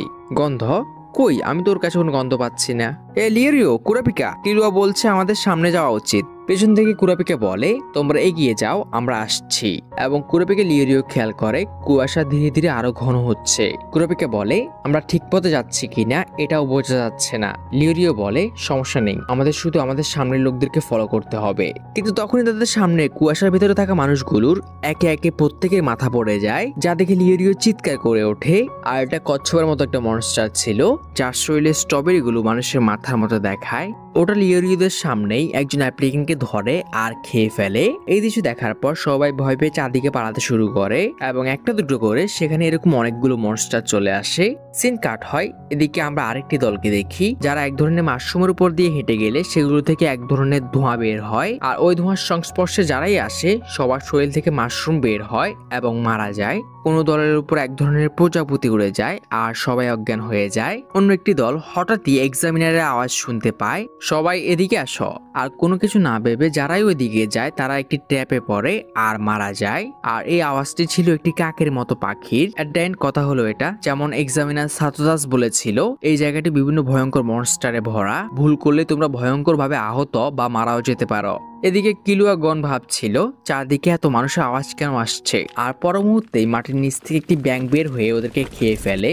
এদিকে কুরাপিকা লিওরিও ওই স্ট্রবেরি কচ্ছপের সাথে ফাইট করছিল। লিওরিও কচ্ছপটির মুখ একটি লাঠির সাহায্যে খুলে রেখেছে, আর এই সুযোগে কুরাপিকা কচ্ছপটির চোখে তার বকিনটি ঢুকিয়ে দেয়। কচ্ছপটি যন্ত্রণায় চিৎকার করে ওঠে আর কুরাপিকা বলে, এটাই আমাদের সুযোগ, চলো। সিন কাট হয়, আমরা ওই ব্যাংকটিকে দেখি। হঠাৎ করে ব্যাংকটির মুখ লীল হয়ে যায় আর সে গনা কিলুয়াকে বমি করে দেয়। ওর হয়তো আমাদের টেস্টটা ভালো লাগেনি না। কিলুয়া বলে, না, এই জিনিসটার কারণে যেটা টম্পা আমাদেরকে দিয়েছিল, তাহলে এই জিনিসটা আমাদের জীবন বাঁচিয়েছে। কিন্তু এখন তো আমার কুরাপিকা লিওরের জন্য চিন্তা হচ্ছে। ওদের চিন্তা বাদ দাও, আমাদেরকে সামনে যেতে হবে। কিলুয়া রওনা দেয়, কিন্তু গন চলতে গিয়ে থেমে পড়ে। তার অদ্ভুত কিছু একটা ফিল হয়, যেমন কিলুয়ার হয়েছিল, মানে সে বিপদকে সেন্স করতে শিখে গিয়েছে। এদিকে কুরাপিকা লিওরিও কুয়াশার মধ্যে দৌড়াচ্ছিল, তারা বুঝতেই পারছিল না তারা এখন কোন দিকে যাবে। তখনই তারা কিছু অ্যাপ্লিকেন্টকে দেখতে পায়, তাদের মধ্যে হিসুকাও ছিল। ছেলেগুলো হিসুকাকে বলে, তোমার সাথে আমাদের গত বছরও দেখা হয়েছিল, তুমি হান্টার হওয়ার যোগ্য না, তোমাকে আমরা যেতে দিতে পারি, কিন্তু তোমাকে ওয়াদা করতে হবে তুমি আর হান্টার এক্সামে আসবে না। হিসুকা বলে, যেমন তোমরা বলো, এবার আমি পাশ করার কথা ভাবছি, তো দ্বিতীয়বার দেওয়ার কোনো প্রশ্নই ওঠে না। একজন অ্যাপ্লিকেন্ট রেগে বলে, তুমি কি পাগল? এত কুয়াশার মধ্যে তুমি এক্সামিনারকে কিভাবে খুঁজে পাবে? তো এবার আমরা তো ফেল করব, কিন্তু তুমি আর এক্সাম দিতে পারবে না। হিসুগা হেসে বলে, তোমরা সবাই তো নিজেদের হান্টার হওয়ার যোগ্য মনে করো, তো একটা গেম খেলি। তোমরা সবাই হান্টার হওয়ার জন্য এক্সাম দেবে আর আমি হবে এক্সামিনার। একথা শোনার পর বাকি অ্যাপ্লিকেন্টরা রেগে হিসুগার উপর আক্রমণ করতে আসে, কিন্তু হিসুগা সেকেন্ড টাইম ভাবে না, সে 1 সেকেন্ডে সবাইকে মেরে ফেলে। লিওরিও কুরাপিকা এই পুরো সিনটা উইটনেস করে এবং হিসুগা ওদেরকে দেখে ফেলে। এখন তোমরা দুজন dare to play examiner. Scene cut হয়, আমরা কিলুয়াকে দেখি, সে মেন গ্রুপকে খুঁজে পেয়েছে, কিন্তু সে খেয়াল করে তার পাশে গন নেই। অপরদিকে হিসুগা কুরোপিকা লিওরিওর দিকে এগিয়ে আসছিল। কুরোপিকা লিওরিওকে বলে, আমার সিগন্যালের অপেক্ষা করো। আমরা যত চেষ্টাই করি না কেন, আমরা ওর সামনে কিছুই না, আর আমাদের হাতে বেশি সময়ও নেই, আর এমন লড়াইয়ের কোনো মানে নেই যেটা আমরা জিততেই পারবো না। তখন একটি পাখি তাদের পাশ দিয়ে উড়ে যায়, যাতে হিসুগা মুহূর্তের জন্য ডিস্ট্র্যাক্ট হয়, আর কুরোপিকে বলে ওঠে, এখনই দৌড়াও। তারা দুজন দুদিকে দৌড়ে কুয়াশার মধ্যে গায়েব হয়ে যায়। আর হিসুগার রিয়েকশন ছিল, ভালো ডিসিশন। সে চলেই যাচ্ছিল, তখনই কুয়াশা থেকে কারো পায়ের আওয়াজ ভেসে আসে। আমি এটা করতে পারবো না, যদিও এটা আমার লড়াই না, কিন্তু আমি আমার চোখ বন্ধ করে এমন নাটক করতে পারবো না যে কিছুই হয়নি। আর সে একটি লাঠি নিয়ে চিৎকার করে হিসুগাকে মারার জন্য এগিয়ে যায়, এবং হিসুগা শুধু দূর থেকে দেখে হাসে। লিওরিও যখন হিসুগাকে আঘাত করে, দেখা যায় হিসুগার শরীর বাতাসে মিলিয়ে যায়, আর হিসুগা অ্যাক্সেলারেটরের মতো মুভমেন্ট করে লিওরিওর পিছনে গিয়ে ওকে মারতেই যাবে। তখনই কোন একটা বল এসে হিসুগার মাথায় লাগে, আর দেখা যায় এটা গনের ফিশিং রড ছিল। সে দূর থেকে ওর উপর আক্রমণ করেছে। গন ভাবে, আমি কি পেরেছি? হিসুগা এবার গনের দিকে এগিয়ে যেতে শুরু করে। যদি কিছু মনে না করো, একটু দেখি তোমার হাতে এটা কি। তখনই লিওরিও আবারও উঠে হিসুগাকে মারার জন্য এগিয়ে যায়, আর সেটা হয় যেটা আমরা সবাই ভেবেছিলাম। তখনই গন আবারও তার ফিশিং রড দিয়ে হিসুগাকে মারতে যায়, কিন্তু এই ট্রিক আর কাজ করে না। হিসুগা আবারও হাওয়ায় মিলিয়ে যায়। গন যখন পেছনে তাকায়, সে দেখে হিসুগা তার জায়গা থেকে একটুও নড়েনি, কিন্তু গনের পেছন থেকে আওয়াজ আসে, তুমি তোমার বন্ধুকে হেল্প করার জন্য এসেছ। গন লাফ দিয়ে আবারও পেছনে সরে যায়, বাট হিসুগা তার পাশে বসেছিল। গন 1 সেকেন্ডও চিন্তা না করে আবারও ফিশিং রড দিয়ে ওকে মারার চেষ্টা করে। হিসুগা আবার হাওয়ায় মিলিয়ে যায়, এবং গন ভালোভাবে বুঝতে পারে সে কার সামনে পড়েছে।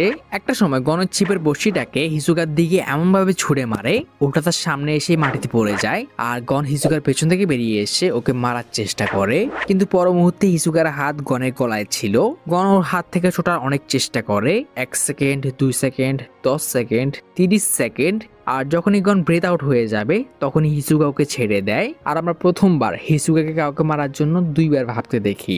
হিসুগা গনের কাছে এসে বলে, চিন্তা করো না, তোমার বন্ধুকে আমি মারিনি, ও একদম ঠিক আছে, কারণ ও পাশ করেছে। আর হ্যাঁ, তুমিও পাশ করেছ। এখন যাও আর একজন ভালো হান্টার হও। তখনই রেডিওতে হিসুগাকে বলা হয়, আমরা প্রায় পৌঁছে গেছি, তাড়াতাড়ি চলে আসো। মানে এই দলের মধ্যে হিসুগার কোনো সঙ্গী আছে। হিসুগা লিওরিওকে তার কাজে তুলে নেয়, আর গনকে জিজ্ঞেস করে, তুমি পথ চিনে আসতে পারবে? গন অবাক হয়ে হ্যাঁ সূচক মাথা নাড়ায়, আর হিসুগা কুয়াশার মধ্যে মিলিয়ে যায়। পেছন থেকে কুরাপিকের আওয়াজ ভেসে আসে, তুমি ঠিক আছো গন? এদিকে অনেকে এক্সামের সেকেন্ড পেজের জায়গায় পৌঁছে গিয়েছিল, আর কিলুয়াকে দেখা যায় গনের অপেক্ষায় চারদিকে তাকাচ্ছিল। গনার কুরাপিকা মেন দলের কাছে আসছিল, এবং তারা নেভিগেট করছিল গনের নাকের সাহায্যে। তাহলে তুমি সত্যি গন্ধ শুকে বলতে পারো? হ্যাঁ, লিওরিও এক ধরনের স্যান্ড ইউজ করে, আমি ওটা কোনো সমস্যা ছাড়া কয়েক কিলোমিটার দূর থেকে পাই। গন সিরিয়াস হয়ে বলে, আচ্ছা তোমার কি মনে হয় যখন হিসুগা আমাদেরকে বলছিল যে আমরা পাশ করেছি? কিলুয়া বলে, আমি নিশ্চিত না, আমার মনে হয় সে এখানে জাজ হতে চাইছিল। অনেক মানুষ আছে যারা নিজেদের সুপিরিয়র মনে করে, তাদের সামনের পার্সনকে নিজের ইচ্ছে মতো জাজ করে। হিসুগাও হয়তো এরকম, মানুষদের পাওয়ার লেভেল চেক করার জন্য ওর নিজের মতো একটা স্কেল তৈরি করে রেখেছে। তুমি আর লিওরিও হয়তো ওর স্ট্যান্ডার্ড ম্যাচ করতে পেরেছ, ওটা যাই হোক না কেন।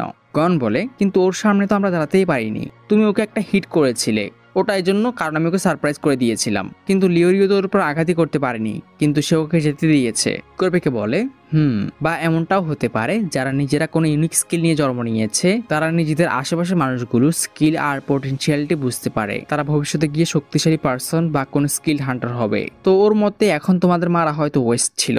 যাই হোক, তখনই গন বলে ওঠে, কিন্তু এটা অনেক এক্সাইটিং ছিল। তখন আমি এত ভয় পেয়েছিলাম যে আমার মাথায় শুধু পালানোর কথা আসছিল, কিন্তু তবুও ফাইট করতে আমার কেন জানি মজা লাগছিল। ব্যাকগ্রাউন্ড থেকে আওয়াজ আসে, গন প্রথমবারের মতো মৃত্যুর সামনে দাঁড়িয়েছে। যদিও গনের কাছে এটা ভয়ঙ্কর ছিল, কিন্তু এই নতুন এক্সপেরিয়েন্স তার কিউরিওসিটি আরো বাড়িয়ে দিয়েছে। পরের সিন আমরা দেখি গন কুরাপিকা এক্সাম সাইডে এসে পড়েছে, আর সেখানে প্রথমে গনের চোখ পড়ে হিসুগার উপর। সে হাসি মুখে ওদেরকে ইশারা করে লিওরিওকে দেখায় ওখানে আছে। কুরোপিকে গন যখন লিওরিওর কাছে যায়, ওর ফাইটিং সিনের কোনো কথাই মনে নেই। কুরোপিকে গনকে চুপি চুপি বলে আমাদের ওর কাছ থেকে এটা গোপন রাখা উচিত। তখন কিলুয়া গনকে পেছন থেকে ডাকে, গন আমি ভেবেছিলাম তুমি আসতেই পারবে না। আরে আমি শুধু লিওরিওর স্যান্ড ফলো করেছি। ও তাহলে তুমি আসলে স্যান্ড ট্রেক করতে পারো।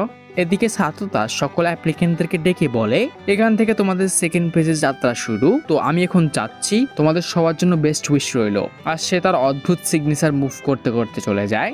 পর মুহূর্তেই ওই জায়গায় দরজাটি খুলে যায় আর একটি ভয় যাতে সবাইকে ভেতরে ঢুকে আসতে বলে, ফার্স্ট পেজের সবাই ভেতরে আসো, আমি ম্যানসি তোমাদের সেকেন্ড পেজের এক্সামিনার। আর ছেলেটি বলে আমি বুহারা, এবং তার পেট থেকে একটি বাঘের গর্জন বের হয়।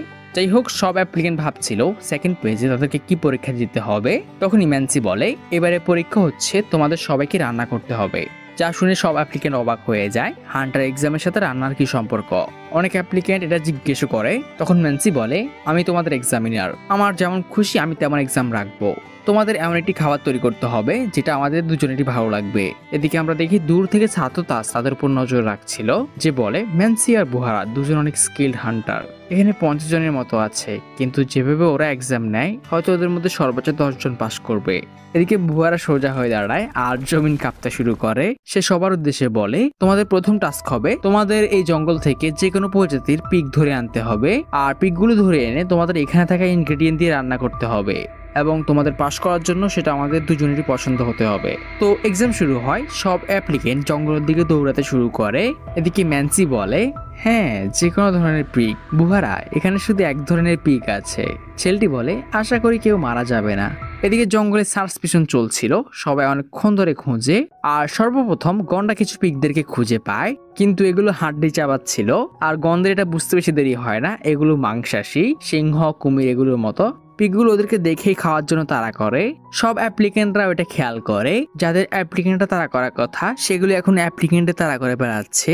আর কিছুক্ষণ পরে তারা বুঝতে পারে এগুলোকে মারা কত কঠিন। লাইক ছুরি ছুঁড়ে মারলে ছুরি বাঁকা হয়ে যায়, পাথর ছুঁড়ে মারলে পাথর গুঁড়ো গুঁড়ো হয়ে যায়, ওদের কিছু হয় না, ফিজিক্যাল অ্যাটাকের কোনো ইফেক্টই নেই। তখনই গনকে তাড়া করা একটি পিগ একটি গাছের সাথে ধাক্কা খায় আর ওর মাথায় একটি আপেল পড়ে, যাতে পিগটি চিৎকার করে ওঠে এবং গন বুঝে যায় এটির উইক স্পট কোনটা। গন দৌড়ে গিয়ে ওটির মাথায় আঘাত করে আর একটা আঘাতেই কাজ হয়, এবং গনকে দেখে সবাই বুঝে যায় তাদের এখন কি করতে হবে। পিগদের শিকার করা শেষে অ্যাপ্লিকেন্টরা ওদেরকে নিয়ে এক্সাম সাইডে পৌঁছে যায় আর শুরু হয়ে যায় রান্নার কাজ। এরপর যেটা হয়, বুহারা প্রতিটা রান্নায় পাস দিচ্ছিল আর ম্যানসি ফেল। এক কথায় একে একে সবাই ফেল করে। আর আমাদের মেইন ক্যারেক্টারগুলো গন, কিলুয়া, কুরোপিকে, লিওরিও 4 জন্য পাস করে না, এবং এক্সামিনারদের পিছনে ছিল হাড্ডির দোকান। ম্যানসি দাঁড়িয়ে বলে তো এক্সাম শেষ হলো, তোমরা কেউ পাস করনি, পরের বছর আবার চেষ্টা করো। এদিকে সাতোতা সেটা দূর থেকে দেখে আর ওই স্যামটাকে কল করে। অপরদিকে একজনও পাস করতে পারেনি। এটা শোনার পর প্রত্যেক অ্যাপ্লিকেন্ট পাগল হয়ে যায়। ম্যানসি দাঁড়িয়ে বলে তোমরা এতজন রান্না করেছ, কিন্তু তোমাদের মধ্যে কারো রান্না আমার কাছে অসাধারণ আর ডিলিশিয়াস লাগলো না। কিন্তু ম্যাম আমরা কোনো রাঁধুনি না, আর এটা শুধু পিগের মাংস ছিল। কি বললে তোমরা? আর ম্যাডামের কথা শুনে বুঝে যায় তিনি বাচ্চাদের থেকে 5 স্টার রেস্টুরেন্টের স্বাদ আশা করছিলেন। ব্যাপারটা হচ্ছে অনেকটা এরকম, কেউ তোমাকে একটা ফালতু বিষয় নিয়ে বকতাছে, কিন্তু তার কনফিডেন্স এরকম যে তুমি কিছু বলতে পারতাছো না। আর মধ্য কথা হলো আমরা ম্যানসিকে খাবার নিয়ে অনেক অবসেস দেখি, কিন্তু এরই মধ্যে একটি ছেলে এত রেগে যায় সে ম্যানসিকে মারতে যায়, বাট বুহারা ওকে একটি ঘুষি মারে আর ছেলেটি অনেক দূরে গিয়ে পড়ে। ম্যানসি বলে বুহারা তোমাকে কতবার বলেছি আমার ফাইটে মাঝে আসবে না, সরি কিন্তু আমার মনে হচ্ছিল আমি মাঝখানে না আসলে তুমি ছেলেকে মেরে ফেলতে। ম্যানসি মুচকি হাসে আর সবাইকে ধমকি সুরে বলে তোমরা কেউ হান্টার হওয়ার যোগ্য না। যা শোনার পর এবার হিসুগা তার কার্ড বের করে এক্সামিনারকে মারার জন্য, বাট লাস্ট মোমেন্ট একটি ভয়েস হয়তো এক্সামিনারদের বাঁচিয়ে দেয়। একটি এয়ার বেলুন থেকে আওয়াজ আসে, সবাইকে ফেল করা হয়তো ঠিক হবে না। আর এয়ার বেলুন থেকে একজন লাফ দিয়ে নেমে ধুলো ধুলো করে দেয়।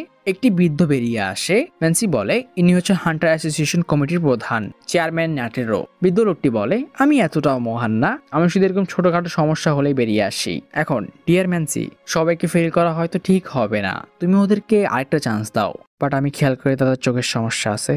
ম্যানসি বলে আপনি হয়তো ঠিক বলেছেন, আমি প্রয়োজনের চেয়ে এক্সামটা একটু বেশি কঠিন করে ফেলেছি। আসলে যখন খাবারের কথা আসে আমি অনেক ইমোশনাল হয়ে যাই, আপনি অন্য কোনো এক্সামিনারকে দেখুন। কিন্তু ন্যাটেরো রিকোয়েস্ট করে তুমি অন্য কোনোভাবে এক্সাম নাও, কিন্তু পাশাপাশি তুমিও সেটা করো। যাতে অন্যরা কোনো প্রশ্ন না করতে পারে। এরকমটা করতে পারবে?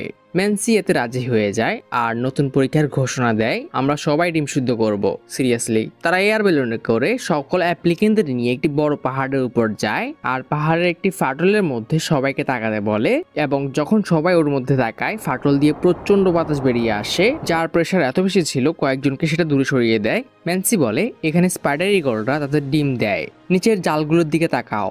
গন বলে, এগুলো কি ডিম?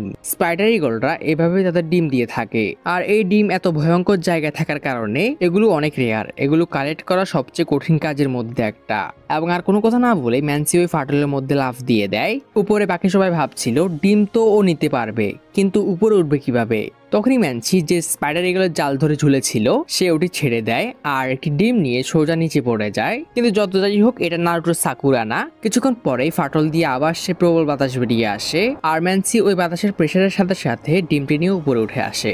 বৃদ্ধ ন্যাটেরও সবাইকে বলে, স্পাইডার ইগলরা এমন জায়গায় নিজেদের ডিম পারে যেখানে এরকম উইন্ড কারেন্ট চলে, যা তাদের সদ্য জন্মানো বাচ্চাদের উইন্ড কারেন্টের মাধ্যমে উপরে তুলে আনে। ম্যান্সি সবাইকে বলে, তোমাদের শুধু এরকমটাই করতে হবে যেমনটা আমি করেছি। তখন সে মার খাওয়া ছেলেটি বলে, তুমি কি মজা করছো? তুমি চাও আমরা এর মধ্যে লাফ দিই? এদিকে গনের আওয়াজ ভেসে আসে, আমি এরকম কিছুরই অপেক্ষা করছিলাম। আর গন, কিলুয়া, কুরাপিকা, লিওরিও সবাইকে অবাক করে দিয়ে চারজন একসাথে লাফ দিয়ে দেয়। তাদের দেখে অনেকেরই সাহস বেড়ে যায়, সবাই লাফ দেয়। যেখানে গনরা চারজন সহ অনেককে স্পাইডার ইগলের জাল ধরে ঝুলছিল, কিন্তু একটি ছেলে কোনো কিছু না ভেবে জাল ছেড়ে দেয় আর নিচ থেকে শুধু ওর চিৎকার ভেসে আসে। কুরাপিকা বলে ওঠে, ছেলেটা কি করলো? বাতাসের আসার একটা সময় আছে। গন, পরেরটা কখন আসবে? গন বলে, আর অল্প কিছুক্ষণ। আর গন চোখ বন্ধ করে তার নাক টানতে শুরু করে আর বাকি সবাই ওর দিকে তাকিয়েছিল। এখনই ছাড়ো। গনের ইশারাতে সবাই একসাথে জাল ছেড়ে দেয় আর নিজের নিজের মতো করে একটি ডিম নিয়ে নিচে পড়তে শুরু করে এবং বাতাসের ধাক্কায় সবাই উঠেও আসে। কিন্তু উপরে দেখা যায় অনেক অ্যাপ্লিকেন্ট লাফ দেওয়ার সাহসী পায়নি। যাই হোক, তারা সবাই ডিমগুলি সিদ্ধ করে আর সবার কাছে এই ডিমটা কেন যেন অসম্ভব সুস্বাদু লাগে। তখনই গন গিয়ে ওই মার খাওয়া ছেলেটিকে তার পাওয়া একটি ডিমের অংশ অফার করে, একটু টেস্ট করে দেখুন। ছেলেটিও রাজি হয়ে যায়। ডিমটি মুখে দিয়ে তার চোখ জল জল করে ওঠে। সে শান্ত হয়ে বলে, এটা অনেক ডিলিশিয়াস। তখনই ম্যান্সিও এসে তাকে বলে, নতুন কিছু বের করে খাওয়া সবসময় ডিলিশিয়াস, আর এরকম অনুভূতির জন্য আমরা নিজেদের জীবনকে বিপদে ফেলি। ছেলেটি বলে, আমি আমার হার স্বীকার করছি, আপনি জিতেছেন, কিন্তু পরের বছর আমি আবার আসবো।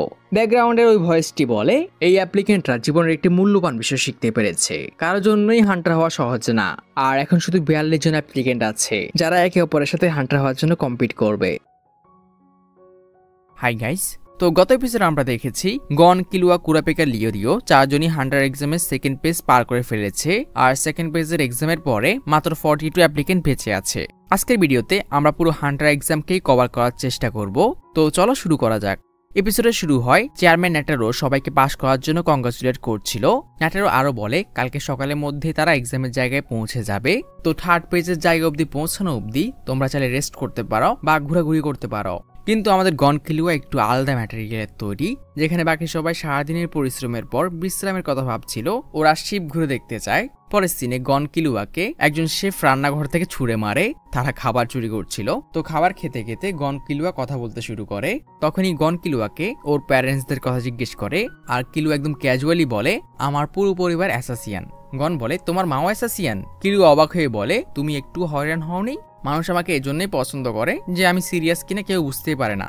আর সে তার পরিবার সম্পর্কে বলে তার পুরো পরিবারই অ্যাসাসিয়ান। ছোটবেলা থেকে তার পরিবার চায় কিলুয়া যাতে একজন অ্যাসাসিয়ান হয়, কিন্তু কিলুয়া এটা হতে মানা করে দেয়। সে নিজের মতো বাঁচতে চায়, তো এজন্য ওর পরিবারের সাথে ওর ঝামেলা হয়। তাই ও ওর মায়ের মুখে ছুরি মারে আর ভাইকে স্ট্যাব করে পালিয়ে আসে। আর সে এখানে অদ্ভুতভাবে বলে, যদি ওরা আমার পিছনে আসে আমি ওদেরকে আরামসে মারবো, আর ওদের স্বর্গে পাঠানোর পর ওদের মাথার উপর যে বাউন্টি আছে ওগুলো আমার হবে। লিটারালি ওর বাবা মার কথা বলছে। যাই হোক, এদিকে আমরা বুহারা, ম্যান্সি আর সাচোদাসকে দেখি। তারা এই বছরের নতুন অ্যাপ্লিকেন্টদের নিয়ে কথা বলছিল, যেখানে তারা সবাই নিজেদের পছন্দের অ্যাপ্লিকেন্টের নাম নেয়। তাদের মধ্যে কিলুয়াও ছিল।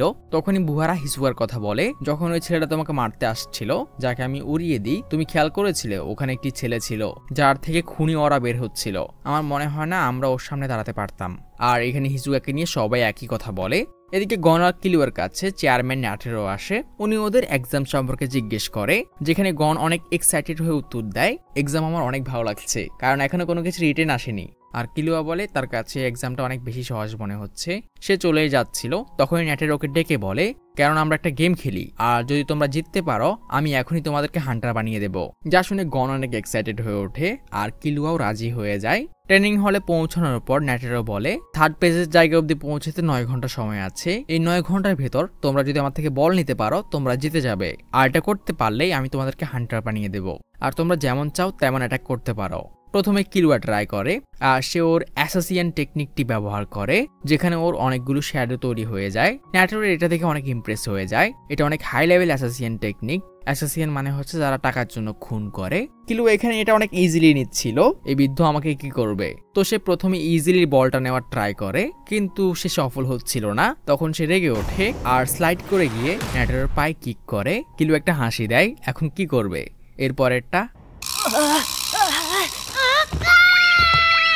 এদিকে ন্যাটেরো ভাবে, যদি আমি কোনো সাধারণ মানুষ হতাম আমার হাড্ডি এখন গুরু গুরু হয়ে যেত। এরপর গন ট্রাই করার সিদ্ধান্ত নেয়, সে ফ্ল্যাশের মতো বৃদ্ধর মুখোমুখি দৌড় দেয়। ন্যাটেরো ভাবে এটা তো ইজি, ও ডিরেক্ট ট্রাই করছে, কিন্তু তখনই গন উপরে লাফ দেয় যাতে ন্যাটেরো ডিস্ট্র্যাক্ট হয়ে যায়। কিন্তু গন এখানে ভুলে একটু বেশি জোরে লাফ দিয়ে দিয়েছিল, তো ছাদে গিয়ে বাড়ি খায়। কিলুয়া কিছু বল। এদিকে ন্যাটেরো ভাবছিল ছেলেটা অনেক ফাস্ট, আর সে আমাকে সারপ্রাইজ করে দিয়েছিল। এরপর ন্যাটেরো দুজনকে একসাথে আসতে বলে। এবার তারা দুজন একসাথে ট্রাই করে, কিন্তু এখনো কোনো লাভ হচ্ছিল না, নাথিং চেঞ্জ।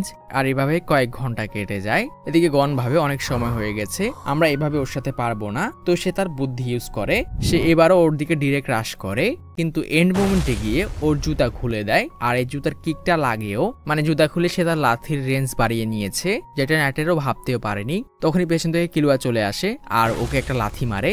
মানে বিদ্যুতের এখানে কোনো ইজ্জত নাই। বলটাও ছুটে গেছিল, কিলুয়াটাকে ধরার চেষ্টা করে, কিন্তু ন্যাটেরো পা দিয়ে বলটাকে দূরে সরিয়ে দেয়। ন্যাটেরো যখন বলটাকে আবারও হাত দিয়ে ধরতে যায়, গন তার দ্বিতীয় জুতা ছুঁড়ে মারে যাতে বল আরো দূরে সরে যায়। গনা কিলুয়া ওটাকে ধরার জন্য আবার রাশ করে। গনা কিলুয়া বলটাকে ধরতেই যাচ্ছিল, তখনই ন্যাটেরো এত জোরে লাফ দেয় দুজনকে ওভারটেক করে ফেলে, আর ফ্লোরে পুরো গর্ত হয়ে গেছিল। ন্যাটেরোর এই বয়সে এত স্ট্রেন্থ দেখে গন ইমপ্রেস হয়ে যায়, কিন্তু কিলুয়া ছিল বিরক্ত, আর সে হার মেনে ওখান থেকে চলে যেতে শুরু করে। সে বুঝে গেছিল এর সাথে পারা সম্ভব না। চলো গন, এটা সম্ভব না। গন বলে, কেন যাচ্ছ, আমাদের হাতে আরো সময় আছে।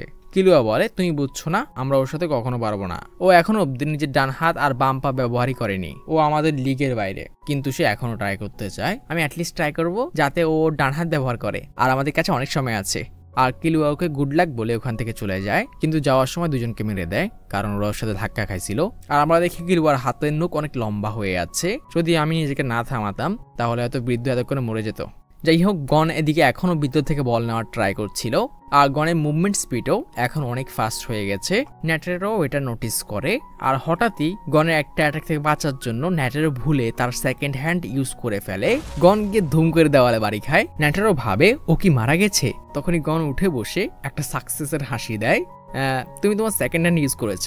আর এবার ন্যাটেরো নিজেও রিয়েলাইজ করে, কিন্তু বেচারা গনের মধ্যে আর একটু শক্তি ছিল না, সে ওখানেই ঘুমিয়ে পড়ে। আর ন্যাটেরো পাইলটকে বলে শিপটাকে একটু স্লো চালাও, মানে সে চাইছিল থার্ড পেজের আগে গন যাতে একটু রেস্ট করতে পারে। সকালে যখন গনের ঘুম ভাঙে, তারা এক্সামের থার্ড পেজের জায়গায় পৌঁছে গেছে। তারা সবাই একটি অনেক বড় টাওয়ারের উপর ছিল। সেখানে ওই স্লাইমটি আসে আর ওদের বলে থার্ড পেজের এক্সাম এই টাওয়ারের উপর থেকে শুরু হবে, আর তোমাদের এই টাওয়ারের উপর থেকে নিচে নামতে হবে। আর এই পুরো টাওয়ার থেকে নামার জন্য ওদেরকে 72 আওয়ার সময় দেওয়া হবে।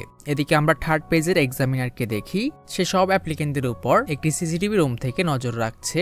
গনরা টাওয়ারের উপর থেকে নিচে তাকায় আর বুঝতে পারে এর উপর থেকে ক্লাইম্ব করে তো নামা সম্ভব না। কিন্তু তখনই একজন প্রফেশনাল ক্লাইম্বার আসে আর ওই টাওয়ারের উপর থেকে নামতে শুরু করে। সে ওটা অনেক ভালোভাবেই করছিল, কিন্তু তখনই কিছু মনস্টার পাখি চলে আসে আর ছেলেটিকে সবার সামনে খেয়ে ফেলে।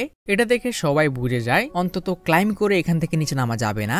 তখনই কুরাপিকে খেয়াল করে অনেক মানুষই এখান থেকে কোথাও গায়েব হয়ে গেছে, মানে তারা কোনো না কোনো রাস্তা অবশ্যই খুঁজে পেয়েছে। তখনই গন কুরাপিকা আর লিওরিওকে ডাকে, তারা আসলে এখান থেকে নামার রাস্তা খুঁজে পেয়ে গেছে। সে ওদের দেখায় এই পাথরের ব্লকগুলো ডোরের মতো কাজ করছে, আর সে কোনোভাবে কোনো কষ্ট ছাড়াই 5টা দরজা খুঁজে পেয়ে গেছে। তারা ভাবে 5টার মধ্যে একটা হয়তো ট্র্যাপ, তবু তারা সিদ্ধান্ত নেয় তারা প্রত্যেকেই একটা একটা দরজা চুজ করবে। তারা 4 জন 4টা দরজা চুজ করে আর সবাই একসাথে ভিতরে প্রবেশ করে। কিন্তু দেখা যায় সবাই একটা রুমেই এসে পড়ে। সেখানে একটি টেবিলের উপর তারা 5টা ঘড়ি দেখতে পায়, যেখানে 72 আওয়ারের কাউন্টডাউন চলছিল। কিন্তু তারা এটা বুঝতে পারে না এখানে 5টা কেন আছে। আর ওখানে সামনে একটি ডিসপ্লেতে লেখা ছিল আপনাদের 5 জনকে একসাথে নিজেদের গোল অবধি পৌঁছাতে হবে, মানে হলো এটা টিম ওয়ার্ক। কিন্তু তারা তো 4 জন। তখন স্পিকার থেকে এক্সামিনার লিপোর আওয়াজ ভেসে আসে। সে ওদের সবাইকে বলে এটা হচ্ছে 5 জনের মিশন, তো তাদের পরীক্ষা শুরু হওয়ার জন্য তাদের 5 নাম্বার ব্যক্তির জন্য ওয়েট করতে হবে। তো তাদের হাতে এখন ওয়েট করা ছাড়া আর কোনো উপায় নেই। এদিকে এক্সামিনারকে আমরা দেখি সে অনেকগুলো প্রিজনারকে তার রুমে ডাকে। অপরদিকে 2 ঘন্টা কেটে গেছে, গনরা এখনো ওই রুমের ভিতরে আটকে আছে। কেউ বিরক্ত, কেউ বোর, আর কেউ স্কেটবোর্ড চালাচ্ছে। তখনই উপর থেকে তারা কোনো শব্দ পায় আর কে প্রবেশ করে? মিস্টার টম্পা, যে এক্সামের প্রথম দিকে ওদের পেট খারাপ করার ওষুধ দিয়ে এক্সাম থেকে বের করতে চেয়েছিল, এবং সে এখন ওদের টিমমেট। তাদের সামনে একটি দরজা আসে, যেটা তারা 4 জনে ওয়াচের মধ্যে ভোট করে খোলে। ওই দরজা দিয়ে কিছুক্ষণ যাওয়ার পরেই তারা একটি স্টেজের মতো জায়গায় পৌঁছে যায়, যার অপর পাশে 5 জন প্রিজনার ছিল। আর এক্সামিনারের আওয়াজ ভেসে আসে তাদের এই 5 জন কয়েদির মধ্যে 3 জনকে হারাতে হবে, এবং ফাইটটা হবে 1 ভার্সেস 1, এবং তারা যেভাবে চায় সেভাবে ফাইট করতে পারে। তাদের মধ্যে থাকে একটি প্রিজনার বলে তোমাদের আমরা এখানে যত ঘন্টা থামিয়ে রাখতে পারবো আমাদের তত বছরের শাস্তি কমে যাবে, তো আমার সাথে কে ফাইট করতে আসছ?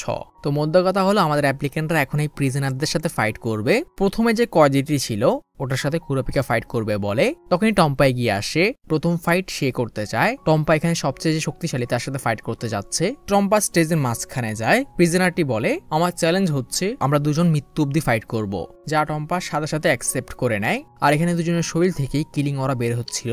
প্রিজনারটি টম্পার দিকে রাশ করে, কিন্তু যখনই সে আঘাত করতে যাবে তখনই টম্পা চিৎকার করে বলে ওঠে আই গিভ আপ, মানে টম্পা হার মেনে নিয়েছে। এটা দেখে আমাদের 4 জন অ্যাপ্লিকেন্টই অবাক হয়ে যায়, ওরা কি ঠিক শুনেছে? আর টম্পারে হার মারা দেখে প্রিজনারটি অনেক খুশি হয়। টম্পা ফিরে আসার পর লিওরিওর উপর অনেক রেগে যায়, ওকে মারতে ধরে। তখন টম্পা বলে এটাই তার মজা, প্রতি বছর তোমাদের মধ্যে অ্যাপ্লিকেন্টদের ফেল হতে দেখা আমাকে সবচেয়ে বেশি আনন্দ দেয়। মধ্য কথা হলো গনদের একটা চান্স কমে গেল, তাদের এখন 4টার মধ্যে 3টে ফাইটই জিততে হবে। আর টম্পা আসলে এই এক্সামটা পাশই করতে চায় না, অ্যাপ্লিকেন্টদের ফেল হতে দেখায় ওর কাছে সবচেয়ে বড় মজার বিষয়। তো গনরা সিদ্ধান্ত নেয় তারা ওর উপর সময় নষ্ট করবে না। এরপর আরো একটি প্রিজনার ওদের সামনে আসে, যার শারীরিক অবস্থা দেখে মনে হচ্ছিল না ফাইট করতে পারবে, কিন্তু গন চিৎকার করে বলে ওঠে আমি এর সাথে ফাইট করতে চাই, যা সবাইকে অবাক করে। ছেলেটি গনকে বলে সে ফিজিক্যাল ফাইটে এত ভালো না, তো সে গনকে অফার করে তারা একটি গেমের মাধ্যমে বিজয়ীকে চুজ করবে। গন এতে রাজি হয়ে যায়। আর প্রিজনারটি 2টি মোমবাতি বের করে, একটি ক্যান্ডেল বড় ছিল আর একটি ক্যান্ডেল ছোট। আর সে গনকে 2টির মধ্যে একটাকে চুজ করতে বলে, আর তাদের মধ্যে যার ক্যান্ডেল আগে নিভে যাবে সে এই ফাইট হেরে যাবে। গন এখানে বড় মোমবাতিটা চুজ করে, আর তারা 2 জন একসাথে ওই মোমবাতির উপর আগুন লাগায়। কিন্তু হঠাৎ করে গনের মোমবাতি অনেক জোরে জ্বলতে শুরু করে। আসলে ওই কয়েদির কাছে 4টা মোমবাতি ছিল, যে 2টা ও গনকে দেখিয়েছে ওগুলোর মধ্যে সে গান পাউডার মিশিয়ে দিয়েছে। তো গন যেটাই চুজ করতো তার হারা নিশ্চিত। তখনই গন হঠাৎ করে তার মোমবাতি নিচে রাখে আর তার সুপার স্পিড ইউজ করে কয়েদির সামনে গিয়ে ওর মোমবাতিটি ফু মেরে নিভিয়ে দেয়। কয়েদিটি বিশ্বাস করতে পারে না গন এটা কি করলো, আর এভাবেই গনরাও একটা ম্যাচ জিতে যায়। লিওরিও বলে এখন শুধু আমি আর কুরাপেকে জিতলে আমরা আগে যেতে পারবো।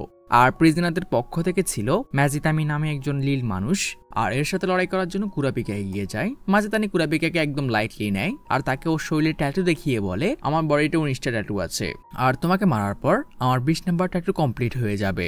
মাজিতানিও মৃত্যু অব্দি ফাইট চুজ করে আর কুরাপিকাও এতে রাজি হয়ে যায়। প্রথমে মাজিতানি কুরাপিকার উপর অ্যাটাক করে, কুরাপিকাকে ওটা টস করতে হয়। কিন্তু যখন সবাই ওর পিঠে একটা ট্যাটু দেখে সবাই অবাক হয়ে যায়, কারণ এটা ফ্যান্টম ট্রুপসের ট্যাটু, যেটা কুরাপিকার পুরো ফ্যামিলিকে হত্যা করেছিল। আর মাজিতানি এখানে অনেক অহংকার দেখাতে শুরু করে, সে ফ্যান্টম ট্রুপসের একজন মেম্বার। আর এবার যখন মাঝে তাকে কুরাপিকার চেহারার দিকে তাকায় সে ঘামতে শুরু করে। কুরাপিকার 2 চোখ আগুনের মতো জ্বলছিল। ফ্যান্টম ট্রুপসের এই লোগো দেখার পর ওর স্কারলেটটাই অ্যাক্টিভ হয়ে গেছে। পর মুহূর্তে কুরাপিকা কাজে কাকের চোখের সামনে থেকে ভ্যানিশ হয়ে যায়। ও ঠিক কাজে কাকের সামনে এসে ওর মুখ ধরে আর ওকে হাওয়ায় তুলে ফেলে। কুরাপিকার এত ভয়ঙ্কর রূপ দেখার পর কাজে কাকে ওখানেই হার মেনে নেয়, কিন্তু কুরাপিকা কোনো কথাই শোনে না। সে ওকে শুধু একটা ঘুষি মারে আর কাজে কাকে সেখানেই অজ্ঞান হয়ে যায়। আর কুরাপিকা ওকে ধমকি দেয় যদি তুমি আমার সামনে আর একবারও ফ্যান্টম ট্রুপসের নাম নাও আমি তোমাকে এবার মেরেই ফেলবো। আর কুরাপিকার এই পারফরমেন্স দেখে তার টিমমেটরা এবার ভয় পেয়ে গেছিল। লিওরিওতে এবার ওকে সম্মান দিচ্ছিল তোমার সামনে থাকা কি সেফ, কুরাপিকা বলে আমি আগেই বুঝে গেছিলাম ও কোনো আসল ফ্যান্টম ট্রুপসের মেম্বার না, ওর এই ট্যাটু নকল। ওদের প্রত্যেকের ট্যাটুতে একটা নাম্বার থাকে, কিন্তু যখন আমি ফ্যান্টম ট্রুপসের কোনো সাইন দেখি আমি নিজেকে কন্ট্রোল করতে পারি না, এমনকি কোনো স্পাইডার দেখলেও আমার স্কালেটাই অ্যাক্টিভ হয়ে যায়। তখন লিওরিও প্রিজনারদের ডেকে বলে তোমাদের লোকটাকে এখান থেকে সরিয়ে নাও, আমরা জিতে গেছি। একটি মেয়ের গলা আওয়াজ ভেসে আসে, তুমি ভুলে গেছো ওদের বেট কি ছিল? রাউন্ড শেষ হওয়ার জন্য একজনকে মরতে হবে। লিওরিও কুরাপিকার কাছে আসে আর ওর বাকি কাজ শেষ করতে বলে, কিন্তু কুরাপিকা মানা করে দেয়, ও আগেই হার মেনে নিয়েছিল, ওঠার পর ও এমনিতেই চলে যাবে। তখনই কিলুয়া এগিয়ে আসে, যদি তোমার ওকে মারতে প্রবলেম হয় আমি মেরে আসি। কিন্তু কুরাপিকা কিচ্ছু বলে না, আর রুলসও ছিল এই ফাইটে অন্য কেউ ইন্টারফেয়ার করতে পারবে না। তো গনরা সিদ্ধান্ত নেয় ওর হোশ ফেরা অব্দি ওরা ওয়েট করবে। এভাবে কয়েক ঘন্টা কেটে যায়। তখনই গন কিলুয়াকে কিছু একটা দেখায়, তারা দুজনই এটা নোটিস করে। ওরা এসে বাকিদের জানায় ও হয়তো মারা গেছে, কারণ ও এতক্ষণ অব্দি একটু মুভ করেনি। এটা শোনার পর লিওরিও গিয়ে আবারও বলে তোমাদের মধ্যে একজন এসে চেক করো ও আসলেই বেঁচে আছে কিনা, কিন্তু ওরা এটা করতে রাজি হয় না। আর আমাদের দেখানো হয় অলমোস্ট 10 ঘন্টা পার হয়ে গেছে। এদিকে আমরা হিজুগাকে দেখি যে একটি রুমের ভিতর যাওয়ার পর ওর সামনে একজন লোক আসে, আর এই লোকটা গত বছরের একজন এক্সামিনার ছিল, আর হিজুগা ওর চেহারার এই অবস্থা করেছে। মানে গত বছর হিজুগা হয়তো এই এক্সামিনারের উপর আসলেই অ্যাটাক করে দিয়েছিল। তো এখানে এক্সামিনার হিজুগার উপর অ্যাটাক শুরু করে। সে তার হাতের স্পেশাল তরলগুলো চারদিকে ছুটতে শুরু করে, যেগুলো ডিরেকশন বোঝা সহজ ছিল না। হিজুগাগুলোকে ডস করার চেষ্টা করছিল, কিন্তু কোনটা কোন দিক থেকে আসছে এটা বোঝা অনেক কঠিন। বাট কিছুক্ষণ ডস করার পরেই হঠাৎ করেই হিসুগা দুটি তরোয়াল ধরে ফেলে, আর এক্সামিনার পুরো শক হয়ে যায়, কারণ তরোয়ালগুলোকে এভাবে ছোড়ার পর কিভাবে ধরতে হয় এটা শিখতেও 6 মাস সময় লেগেছে। আর এটাকে হিসুগা জাস্ট কয়েক মিনিট অবজার্ভ করে শিখে নিয়েছে। সে ভয়ে ঘামতে শুরু করে, তুমি একদম আগের মতোই আছো, ইউজলেস। আর পরের সিন ছিল ওর গলা থেকে মাথা আলাদা হয়ে যায়। আর এরপরে অ্যানাউন্সমেন্ট করা হয় হিসুগা প্রথম ক্যান্ডিডেট যে 3rd পেজের এক্সাম কমপ্লিট করেছে। আর আমাদের দেখানো হয় অলমোস্ট 12 ঘন্টা পার হয়ে গেছে। তখনই আবারও একটি মেয়ের আওয়াজ ভেসে আসে, আর ও লিওরিওকে বলে চলো আমরা বাজি ধরি, যেখানে আমরা টাকার বদলে সময়কে বাজি ধরবো। আমাদের দুজনের কাছে 50 ঘন্টা থাকবে, আর আমরা আমাদের সময় দিয়ে বেট খেলবো। আর যদি তোমরা হেরে যাও তোমাদের এখানে 50 ঘন্টা ওয়েট করতে হবে। লিওরিও বলে আমাদের তো সময় যাবে, কিন্তু তোমাদের কি যাবে? এবং প্রিজনারটি বলে যদি আমরা হারি তাহলে আমাদের শাস্তি আরো 50 বছর বাড়িয়ে দেওয়া হবে। এবং এই বেটে তারা দুজন বেটিং শুরু করে। প্রথমে লিওরিও 10 ঘন্টার বেট লাগায়, মাজেতানে এখনো বেঁচে আছে। লিওরিও গিয়ে ওটা চেক করে, ও আসলেই বেঁচে ছিল। তো বেট জেতার ফলে লিওরিও 60 আওয়ার আর মেয়েটির 40 আওয়ার হয়ে যায়। লিওরিও বলে এখন আমরা বেট ধরবো, ওকে আসলে অজ্ঞান হয়ে আছে নাকি নাটক করছে। যা শুনে মেয়েটি একটু ভয় পায়, আর আমরা দেখি মাজেদাকে আসলেই বেঁচে আছে। সে বলে আমার যখন হুঁশ ফেরে আমার সামনে একটি কাগজ ছিল, ওই লেখা অনুযায়ী আমি নাটক করছি। মেয়েটি জিজ্ঞেস করে তুমি এটা প্রুফ কিভাবে করবে? লিওরিও ওকে ওর কাঁধে তুলে স্টেজের কিনারায় নিয়ে যায়। আমি ওকে এখান থেকে ফেলে দেব। এটা শুনে মাঝে তাকে ভয় পেয়ে ওঠে, ওকে বলির ছাগল বানানো হচ্ছে, কিন্তু মেয়েটিতে রাজি হচ্ছিল না। ওর ফাইট এখনো শেষ হয়নি, আগে তোমরা ফাইট শেষ করো। লিওরিও বলে যদি ও আসলে অজ্ঞান হয়ে থাকে আর এখান থেকে পরে মারা যায় আমরা তোমাদের জেতার পয়েন্ট দিয়ে দেব। আর মাঝে তাকে আর অ্যাক্টিং করতে পারে না। আর এভাবে গনরা 2 পয়েন্ট আর ওরা 1 পয়েন্ট। এবার লিওরিও আর মেয়েটি কম্পিট করার সিদ্ধান্ত নেয়। মেয়েটি ওর ক্লোক খোলে, আর ওর সৌন্দর্য দেখে লিওরিও অবাক হয়ে যায়। আর মেয়েটিও বুঝে যায় লিওরিও কিরকম ছেলে, তো সে এটারই সুযোগ নেয়। ও লিওরিওকে অফার করে এখন আমরা বেট ধরবো যে আমি ছেলে নাকি মেয়ে। যা শুনে লিওরিওর চোখ জল করে ওঠে, আমরা এটা কিভাবে পরীক্ষা করব? মেয়েটি বলে তোমার যেমন ইচ্ছে। পিছন থেকে কুরাপিকে কিলুয়া বলে ওঠে লিওরিও বেট ধরবে, ও মেয়ে না। এবং লিওরিও এমনটাই বলে আমি বিশ্বাস করি তুমি কোনো মেয়ে না। গন বলে তোমরা দুজন কিভাবে বুঝলে যে ও এই অপশন নেবে? আর এবার ওর চেহারা দেখে গনও বুঝে যায় ও এটা কেন করেছে। আর লিওরিও মেয়েটিকে চেক করে ও আসলে মেয়ে কিনা। আর লিওরিও এখানে যেভাবেই খেলুক ওর মতে ও জিতে গেছে। তো আমরা আগে যাই। আর এখন ওদের পয়েন্ট ছিল লিওরিওর 20 আর মেয়েটির 80। আর শেষ বেট লিওরিওর ধরার কথা, সে ডিসাইড করতে পারছিল না সে কি দিয়ে বেট ধরবে। তখন গন বলে লিওরিও ওর সাথে বেট ধরো, তুমি টিনেজার কিনা। আর লিওরিও রেগে বলে ওঠে তোমার এই বুদ্ধি, সবাই জানে আমি একজন টিনেজার। আর মেয়েটি অবাক হয়ে বলে এই বুড়া বেটা টিনেজার কেমনে হয়। যাই হোক, তো লাস্ট বেট লিওরিও ধরে, তারা রক পেপার সিজার খেলবে। এবং মেয়েটি এখানে তার 90 ঘন্টারই বেট লাগিয়ে দেয়। এখানে ওরা রক পেপার সিজার নিয়ে অনেক কাহিনী ঘুরায়, অ্যান্ড এন্ড রেজাল্টে লিওরিও হেরে যায়। তো এখন হচ্ছে ফাইনাল ফাইট। লিওরিও কিলুয়াকে দেখে বলে ওঠে এখন কিলুয়া যাবে, যদি ওরা ফাইট চুজ করে তাহলে তো আমরা হেরে যাব। এটা শুনে কিলুয়া রেগে ওঠে, গন তোমার বন্ধুর মুখ বন্ধ করবা। এদিকে আমরা লাস্ট অ্যাপ্লিকেন্টকে দেখি, তারা এক্সামিনারকে বলে আমরা ওদের প্রায় 16 আওয়ারের মতো নষ্ট করেছি, তো আমাদের 16 ইয়ারের সাজা কম হচ্ছে। তখন যে লাস্ট কয়টি ছিল ও কথা বলে ওঠে এই সব কিছু ম্যাটার করে না। ওদের কাছে কত সময় আছে, আমার শাস্তি কম হবে কিনা, আমি শুধু নিজের হাতের রক্ত চাই। এক্সামিনার বলে ওঠে, আমি অ্যাটলিস্ট চাইনি যে কোনো এক্সামিনারের জীবন যাক। আর আমরা দেখি ওই কয়েদি টিমমেটরাও ওকে ভয় পাচ্ছিল। ওই ছোট্ট বাচ্চাটি শুধু ওদের লাস্ট মেম্বার, আর ওরা কিলুয়ার জন্য সিম্পেথি দেখাচ্ছিল, ছেলেটি হয়তো মারা যাবে। লোকটি বের হয়ে আসে, আর লিওরিও যখন ওর চেহারা দেখে ও পুরো ভয় পেয়ে যায় এবং লিওরিও নিজেই বলে ওঠে, এখনই হার মানো, আমাদের কাছে পরের বছর সময় আছে, পরের বছর আমরা আবার দিতে পারবো। বাকিরা যখন ওকে জিজ্ঞেস করে তুমি কি ওকে চেনো, লিরিও বলতে শুরু করে ও জাপানের একজন ওয়ান্টেড সাইকো কিলার, আর সে অলমোস্ট 164 জন মানুষকে হত্যা করেছে। আর প্রতিটা খুনের মধ্যে একটা কমন বিষয় ছিল, প্রত্যেকের শরীর টুকরো টুকরো হয়েছিল, আর ও শুধু সবাইকে নিজের হাত দিয়েই মারতো। আমি তোমাকে এখনো বলছি, আমরা পরের বছর আবার এক্সাম দিতে পারবো। কিন্তু কিলুয়া কোনো কথাই শোনে না, ও ডিরেক্ট ওর সামনে হেঁটে চলে যায়। কুরাপিকে ওকে শান্ত করার চেষ্টা করে, ওর কাছে হয়তো কোনো প্ল্যান আছে। কিলুয়া জিজ্ঞেস করে, তো তুমি কিভাবে লড়তে চাও? দেখো, আমি কোনো এক্সাম বা টাইম কোনো কিছুর কেয়ার করি না, আমি কোনো প্ল্যানেও বিশ্বাস রাখি না, আমি মানুষের চিৎকার শুনেছি অনেক দিন হয়ে গেছে। ঠিক আছে, তাহলে আমরা শুধু মৃত্যু অব্দি ফাইট করবো। হ্যাঁ, মৃত্যু অব্দি ফাইট। আর পর মুহূর্তেই লোকটির দৃষ্টি শূন্য হয়ে যায়, বাকিরা অবাক হয়ে তাকিয়ে থাকে। লোকটি বুঝতেই পারে না তার সাথে কি হলো, ছেলেটি শুধু ওকে পার করে চলে গেল, আর তার শরীরের রক্ত ঠান্ডা হয়ে যাচ্ছে। আর কিলুয়া ওকে কাপড়ের মধ্যে কিছু একটা দেখায়, এটা ওর হার্ট ছিল। কিলুয়া ওর জামা সহ ওর হার্ট বের করে নিয়েছে, ওটা আমার, ওটা আমাকে দিয়ে দাও। আর ও মরার পরে কিলুয়া ওর হার্ট ওর হাতে বসিয়ে দেয়। এদিকে কিলুয়ার টিমমেটরা মানে গন বাদে বাকিরা বুঝতেই পারছিল না এখনই তাদের সামনে কি হলো। তখন গন সবাইকে বলে, ও আমি তোমাদের বলিনি না, কিলুয়ার পুরো ফ্যামিলি অ্যাসাসিন হিসেবে কাজ করে। আর এভাবে ঘন্টা 3 রাউন্ড জিতে যায়। কিন্তু আমাদের লুচ্চা বড় ভাইয়ের কারণে ওদেরকে 50 ঘন্টা একটি রুমের মধ্যে বন্দি থাকতে হবে। এরপর তারা সবাই নিজেদের মতো রুমে টাইম ওয়েস্ট করতে শুরু করে। অপরদিকে সব অ্যাপ্লিকেন্টরা পাস করে যাচ্ছিল, আর এদিকে গনরা সবাই ঘুমাচ্ছিল। ও কিলুয়ার গন ফাইট করছিল। পরের দিন গন কিলুয়াকে ফিশিং করা শেখায়, কিন্তু কিলুয়ার বর্ষি লিওরিওর প্যান্টে আটকে যায়। মানে গন আর কিলুয়া এখানে মজা করছিল, আর বাকিরা সবাই টেনশনে।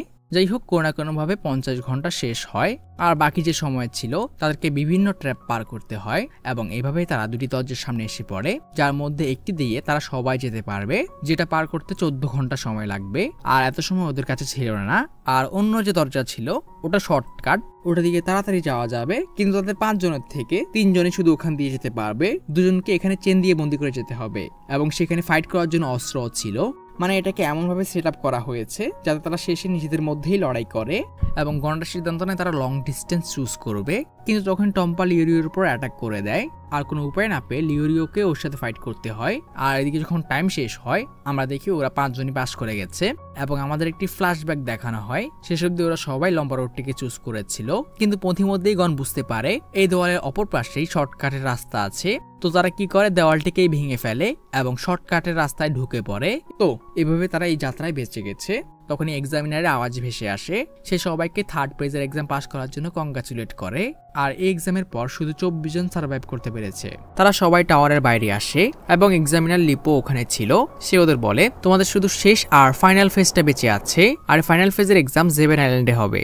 এরপর ওদের সবার সামনে একটি বক্স এনে রাখা হয়, যার থেকে ওদের সবাইকে একটি কার্ড চুজ করতে হবে, আর এই কার্ড থেকে তারা জানতে পারবে তাদের অপোনেন্ট কে হবে। কার্ডের নাম্বার অনুযায়ী ওরা একজনকে হান্ট করবে। প্রত্যেকে এক এক করে আসে আর নিজের নিজের কার্ড নিয়ে নেয়।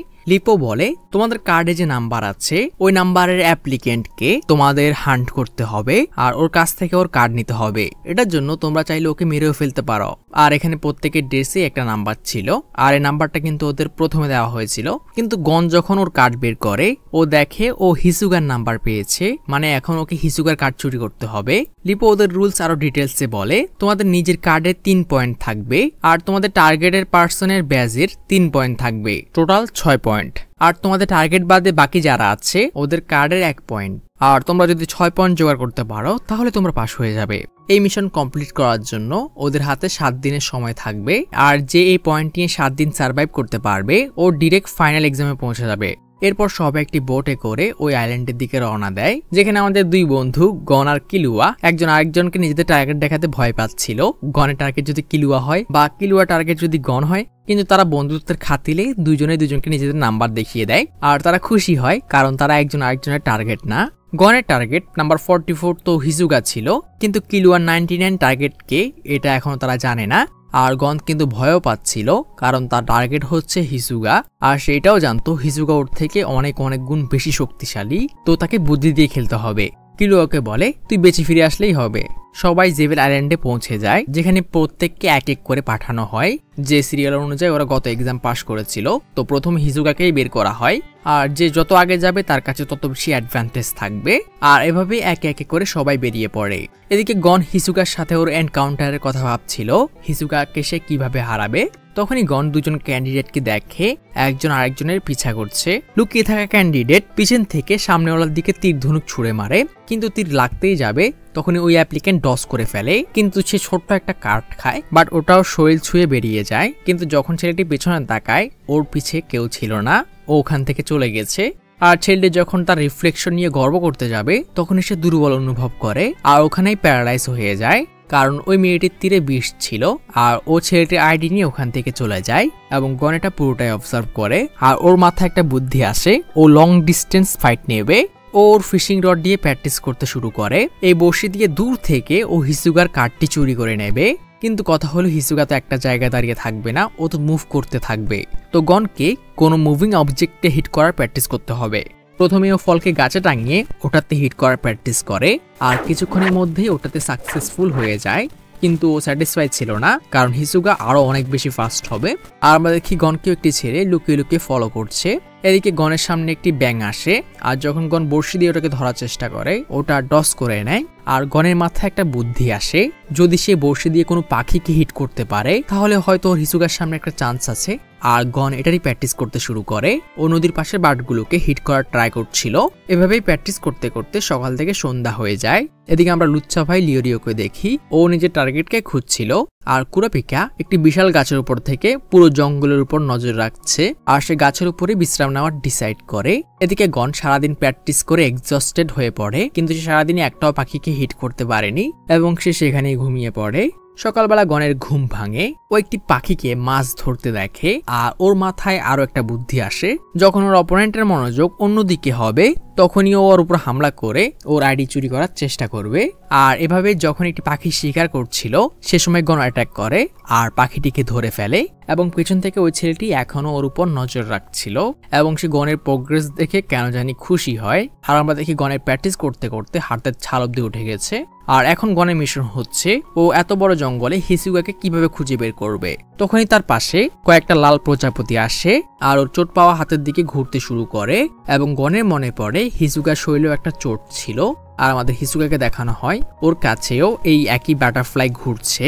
এদিকে আমরা হিসুগার ওই সঙ্গীটিকেও দেখি, ও হিসুগার সাথে ওয়াকি টকি দিয়ে কথা বলে। আর সে হিসুগাকে বলে, তুমি কি তোমার টার্গেট খুঁজে পেয়েছো? হিসুগা বলে, না, আমি এখনো খুঁজছি। এদিকে অন্য একটি ক্যান্ডিডেট হিসুগারের সঙ্গীর উপর একটি স্নাইপার দিয়ে স্কোপ খুলে বসেছিল। এদিকে আমরা আবার গনকে দেখি, ও কয়েকটি বাটারফ্লাইকে ওর হাতের সাথে বেঁধে নিয়েছে, যেগুলো ওকে রাস্তা দেখাচ্ছিল। আর ওর আশা হচ্ছে এভাবে রক্তের গন্ধে গন্ধে ও হয়তো হিসুগার কাছে পৌঁছে যাবে। এবং এভাবে অনেকক্ষণ ধরে চারদিকে ঘোরার পর ও ফাইনালি হিসুগাকে খুঁজে পায়। গন একটি ঝোপের মধ্যে লুকিয়ে ওর উপর নজর রাখতে শুরু করে, এবং শুরু হয় গনের অপেক্ষার কখন হিসুগা অন্য কারোর সাথে ফাইট করবে। অন্যদিকে লিওরি নিজের অপোনেন্টকে খুঁজতে খুঁজতে বিরক্ত হয়ে ওঠে আর একটি গাছের নিচে বিশ্রাম করতে বসে পড়ে। তখনই ও কিছু শব্দ শুনতে পায়, আর দেখা যায় এটা আমাদের সে আগের বড় ভাই টম্পা। ও হিসুগাকে ফলো করছিল। টম্পা লিওরিকে শান্ত করার চেষ্টা করে। লিওরিও ওর টার্গেট না, ও টার্গেট অন্য কেউ। আর এটা প্রুফ করার জন্য ও লিওরিওকে নিজের টার্গেটের নাম্বার দেখিয়ে দেয়, এই হচ্ছে আমার টার্গেট। আর লিওরিও দেখিয়ে দেয় ওর টার্গেট 246। টম্পা বলে ও সব অ্যাপ্লিকেন্টকে চেনে, আর এটা হচ্ছে পনসো, একটি মেয়ে, আর সে ওই মেয়েটির সম্পর্কে সবকিছু জানে। কিন্তু ইনফরমেশন দেওয়ার আগে ও লিওরিওর কাছে একটা হেল্প চায়। ওর পেট খারাপ, তো ও লিওরিওকে কোনো ওষুধ দিতে বলে, আর এরপর সে ওকে মেয়েটির ইনফরমেশন দেবে। আর কিছুক্ষণ পর দেখা যায় টম্পা লিওরিওকে মেয়েটির সম্পর্কে বলতে শুরু করে। ওর নাম পঞ্জো, আর ও একজন কেমিক্যাল এক্সপার্ট। আর সে মেয়েটির সম্পর্কে যা যা জানতো সব লিওরিওকে বলে দেয়। ওর কাছে বিভিন্ন ধরনের গ্যাস আছে যার সাহায্যে ও চাইলে মানুষকে পয়জন দিতে পারে, অজ্ঞান করতে পারে, এক্সেট্রা। মেনলি ওর পাওয়ারই হচ্ছে গ্যাস রিলেটেড। কিন্তু টম্পার পেট যেহেতু খারাপ, লিওরো ওর জন্য মেডিসিন খুঁজতে শুরু করে। কিন্তু তখনই পেছন থেকে অন্য একটি ছেলে এসে লিওর উপর অ্যাটাক করে, যার থেকে সে একটুর জন্য বেঁচে যায়। আর তখন একটি মাঙ্কি এসে লিওরিওর কার্ডটি চুরি করে ফেলে। এটা ওই ছেলেটি পেট ছিল।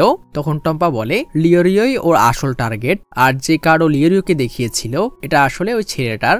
এবং এটা শোনার পর তো লিওরিও নিজেকে আর সামলাতেই পারে না। টম্পা ওকে আবারও ধোকা দিল, ও নিজে তো পাস করবে না, ওকেও পাস হতে দেবে না। তো সে ওকে তাড়া করতে শুরু করে, টম্পাও পালাতে শুরু করে। তখনই সে পরে কুরাপিকার সামনে, যে ওকে মুখে একটি লাথি মারে আর আমাদের বড় ভাই হাওয়ায় কয়েকটা ডিগবাজি দেয়। আর পরের সিনে দেখা যায় টম্পার মুখে মেকআপ হয়ে আছে। ওরা ওকে একটি পাথরের উপর বেঁধে রেখে যায় আর পিছনে একটি কার্ডে লিখে দেয়, প্লিজ এই কুকুরকে কিছু খাওয়াবেন না। এদিকে দেখা যায় লিও ওই বান্দরওয়ালার পিছনে পড়ে আছে। তখনই ছেলেটি দেখে ওর মাংকি ওর কাছে নেই আর দেখা যায় কুরাপিকা ওর ছেলে বাঁদরটিকে ধরে ফেলেছে। আর পরের সিনে দেখা যায় আরো একটা কুকুর ওখানে অ্যাড করে দেওয়া হয়েছে। ওরা ওই দুজনেরই ব্যাজ নিয়ে নেয় আর কুরাপিকা বলে ওর টার্গেট টম্পা ছিল আর ওর ব্যাজ যেহেতু ও পেয়েছে তো ওকে এখন শুধু সেফ খেলতে হবে। আর এরপর ওরা দুজন একসাথে বেরিয়ে পড়ে। এখন ওদের শুধু লিওরিওর জন্য ওই মেয়েটিকে খুঁজে বের করতে হবে। এদিকে আমরা অনেকক্ষণ পর আমাদের বস কিলুয়াকে দেখি। ও একটি শুনশান জায়গা দিয়ে হাঁটছিল আর হঠাৎ করে এসে দাঁড়িয়ে বলে ওঠে, তুমি যেই আমাকে ফলো করছো এখন তোমার বের হওয়া উচিত। কিন্তু কেউই ওর সামনে আসে না। তো কিলুয়া আবারও হাঁটতে শুরু করে আর আমরা দেখি একটি ছেলে আসলে ওর উপর নজর রাখছে, যার হয়তো নিজের জীবনের মায়া নেই। রাত ঘনিয়ে আসছিল। আমরা দেখি হিসুকা এখনো ওই গাছের নিচে বসে আছে আর হঠাৎ করে সে বলে ওঠে, তুমি আর কতক্ষণ ওখানে লুকিয়ে থাকবে? গনের পায়ের নিচের মাটি সরে যায়। হিসুগা ওর লোকেশন পেয়ে গেছে। ও কি আমাকে দেখে ফেলেছে? আর হিসুগা ওর দিকে এগোতে শুরু করে। গনও ওর ফিশিং রড নিয়ে রেডি হয়ে যায়। তখন আমরা দেখি গনের পাশ থেকেই একটি লোক ঝোপ থেকে বের হয়ে আসে। সে তার একটি বর্ষা বের করে আর একটি আমার জীবন শেষ। লোকটি ওখানে হিসুগাকে ফাইটের জন্য চ্যালেঞ্জ করে দেয় এবং গন ভাবে এটাই আমার সুযোগ। লোকটি হিসুগার উপর ওর বর্ষা দিয়ে অ্যাটাক শুরু করে, যেগুলো হিসুগা বরাবরের মতো ডস করছিল উইদাউট এনি সোয়েট। আর এই ফাইটটাও অনেকক্ষণ ধরে চলে এবং ওর বর্ষার সুইংয়ে একটি অনেক বিশাল বড় গাছ কেটে পড়ে যায়। Man he strong but Hisoka wrong choice. কিছুক্ষণের মধ্যে লোকটি হাঁপিয়ে ওঠে আর আমরা দেখি ওই লোকটির পিঠে অনেক বড় একটি আঘাতের চিহ্ন ছিল। তখন হিসুগা বলে, যারা অলরেডি মরে আছে আমি তাদের সাথে কেন ফাইট করব? তো তোমার সাথে ফাইট করার আমার কোনো ইন্টারেস্ট নেই। আর সে ওখান থেকে ভালো মানুষের মতো যেতে শুরু করে। হিসুগা ওর থেকে দূরে সরে একটি কাঠের গুড়ির উপর বসে পড়ে আর লোকটি আবারও যখন হিসুগার উপর অ্যাটাক করতে যায় হঠাৎ করেই কয়েকটা গোল্ডেন পিন এসে লোকটার মুখে ঢুকে যায়। আর এটা হিসুগারই ওই রেডিওর সঙ্গীত ছিল, যা দেখে গণ ভয় পেয়ে ওঠে। ছেলেটি বলে ওর কাছে 6টি ব্যাজ হয়ে গেছে আর এখন সে রেস্ট করতে চায়। আর সে তার এক্সট্রা একটি ব্যাজ হিসুগাকে দিয়ে দেয়। আর এটা ওই লোকটা ছিল যেটা ওই সময় ওকে স্নাইপ করার ট্রাই করছিল। আর আমরা বুঝতে পারি ওইটা একটা নুব স্নাইপার ছিল, ম্যাক্রো ইউজ করে না। আর এরপর ছেলেটি ওর মুখ থেকে পিনগুলো বের করতে শুরু করে আর ওর রিয়েল চেহারা আমাদের সামনে আসে এবং সে মাটিতে খরগোশের মতো একটা গর্ত খোঁড়ে আর ওর মধ্যেই ঢুকিয়ে যায়। আমার কাজ শেষ, আমি রেস্ট করতে যাচ্ছি। আর ন্যারেটর আমাদের বলে গভীর রাত হয়ে গেছে কিন্তু কিছু একটা হতে যাচ্ছে। গন এখনো সূর্যকে অপেক্ষায়। হিসুকাকে দেখা যায় ও একটি পাহাড়ের চূড়ায় দাঁড়িয়ে আছে আর সে কিলু আর লিওরিওকে দেখতে পায় এবং জিরবালারি ওদের পিছনে দৌড় দেয়। গনও ওর পিছে পিছে রওনা দেয় ওর বন্ধুদের সাথে যাতে খারাপ কিছু না হয়। এদিকে হিসুকা ওদের দুজনের সামনে চলে আসে আর ওদের ব্যাচগুলো দিয়ে দিতে বলে, কারণ 6 পয়েন্টের জন্য ওর আরো 2 পয়েন্টের দরকার। যা শুনে পাগলা লিওরি তো রেগে ওঠে, কিন্তু কুরাপিকা ওর মাথা ঠান্ডা রাখে। সে বলে আমাদের কাছে টোটাল 4টা ব্যাচ আছে, 2টা আমাদের দুজনের আর একটা আমার টার্গেটের এবং একটা এক্সট্রা। তো যদি তুমি চাও তাহলে এক্সট্রা ব্যাচটা তুমি নিতে পারো, কিন্তু যদি তুমি আমাদের টার্গেট বা আমাদের ব্যাচ চাও তাহলে ওটার জন্য তোমাকে ফাইট করতে হবে। এবং গনে পুরো কনভারসেশনটাই দূর থেকে শুনে। হিসুকা ওদের সাহস দেখে আবার অবাক হয়ে যায়। সে হাসতে শুরু করে এবং মোটামুটি ইমপ্রেসও। তো সে এই ডিলটাই অ্যাকসেপ্ট করে, আমি তোমাদের চান্স দিচ্ছি, একটা দাও আর চলে যাও। কুরাপিকা ওই ব্যাচটা একটি গাছের গুঁড়িতে আটকে দেয় এবং এখান থেকে কালেক্ট করে নিতে বলে আর ওরা দুজন ওখান থেকে চলে যায়। আর হিসুকা একজন প্রাউড ফাদারের মতো বলে ওঠে, আমার বাচ্চাদের প্রোগ্রেস হচ্ছে। কিন্তু এদিকে গন টেনশনে পড়ে যায়, যদি নেক্সট পার্সনও এরকম ফাইট না করে ওকে ব্যাজ দিয়ে দেয় তাহলে ও কিভাবে ওর ব্যাজ নেবে। তখন হিসুকার থেকে কিলিং ওরা বের হতে শুরু করে, অ্যানিমের একটা মহান জিনিস যা জঙ্গলের প্রাণীরাও ফিল করে। হিসুকা এখন পুরো সাইকোর মতোই বিহেভ করছিল। ও কাউকে খুন করার জন্য খুঁজতে শুরু করে। গন এখনো ওকে ফলো করছে। রাত থেকে দিন হয়ে যায়। গন একটি বড় গাছের উপর ওঠে আর দেখে একটি বৃদ্ধ লোক হিসুকার দিকে এগিয়ে আসছে। আর গন গেস করে নেয় ওরা দুজন কোথায় একে অপরের সামনে পড়বে এবং ওই জায়গার দিকে যেতে শুরু করে। এটাই ওর লাস্ট চান্স, এখন নয়তো আর কখনো না। হিসুকা এখন ওর প্রেজেন্ট পুরোপুরি লুকিয়ে ফেলেছিল আর গন এমনটাই করে, ও নিজের প্রেজেন্ট পুরো হাইড করে নেয়। তখন হিসুকা কিছু একটা সেন্স করে আর এটা ওই বৃদ্ধ লোকটাই ছিল। ও লোকটার দিকে ফ্ল্যাশের গতিতে এগিয়ে যেতে শুরু করে। ওকে দেখে এখন কোনো মানুষই মনে হবে না এবং লোকটি ওর টেরিফাইং চেহারা দেখে ফাইট করার পুরো স্পিডে হারিয়ে ফেলে। আর আই এম সরি, এটা বৃদ্ধ লোক না। তবুও সে জীবন বাঁচানোর জন্য তার রল বের করে এবং যখনই হিসুগার ও দুজন একে অপরের সাথে ক্লাশ করবে তখনই গন হিসুগার দিকে ওর ফিশিং রড ছুঁড়ে মারে আর ওর কার্ড ওর থেকে নিয়ে নেয়। এটা অনেক তাড়াতাড়ি হয়। গনের ভাগ্য অনেক ভালো ছিল কিন্তু লোকটার ভাগ্য হয়তো এত ভালো ছিল না। ওকে হিসুগা ওখানেই মেরে ফেলে আর গনের এই প্রদর্শন দেখে হিসুগা আবারও ইমপ্রেস হয়ে ওঠে। আর হিসুগা অবাক হয়ে গনের জায়গার দিকে তাকিয়ে থাকে, গন কিভাবে ওর থেকে ওর ব্যাজ নিল। আর সে কিছু বলতেই যাবে, তখনই গন ওখান থেকে পালিয়ে যায়। গন পালিয়ে যাচ্ছিল, তখনই হঠাৎ করে গনের শরীর প্যারালাইজ হয়ে যায়। ও নিজের শরীর মুভি করতে পারছিল না, সে ওখানেই পড়ে যায়। আর একটি আওয়াজ ভেসে আসে, 7000, আমার কাছে তোমাকে মারার 7000 সুযোগ ছিল। আর আমরা দেখি গনের গলায় একটি নিডেল লেগে আছে।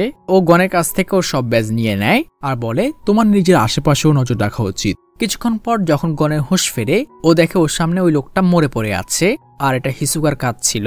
ও গনকে নিজের আর ওর ব্যাজটি ফিরিয়ে দেয় আর এত ভালো প্রদর্শনের জন্য ওর প্রশংসা করে। তুমি অনেক ভালো করেছ, আমি তোমাকে একবারের জন্য নোটিস করতে পারিনি।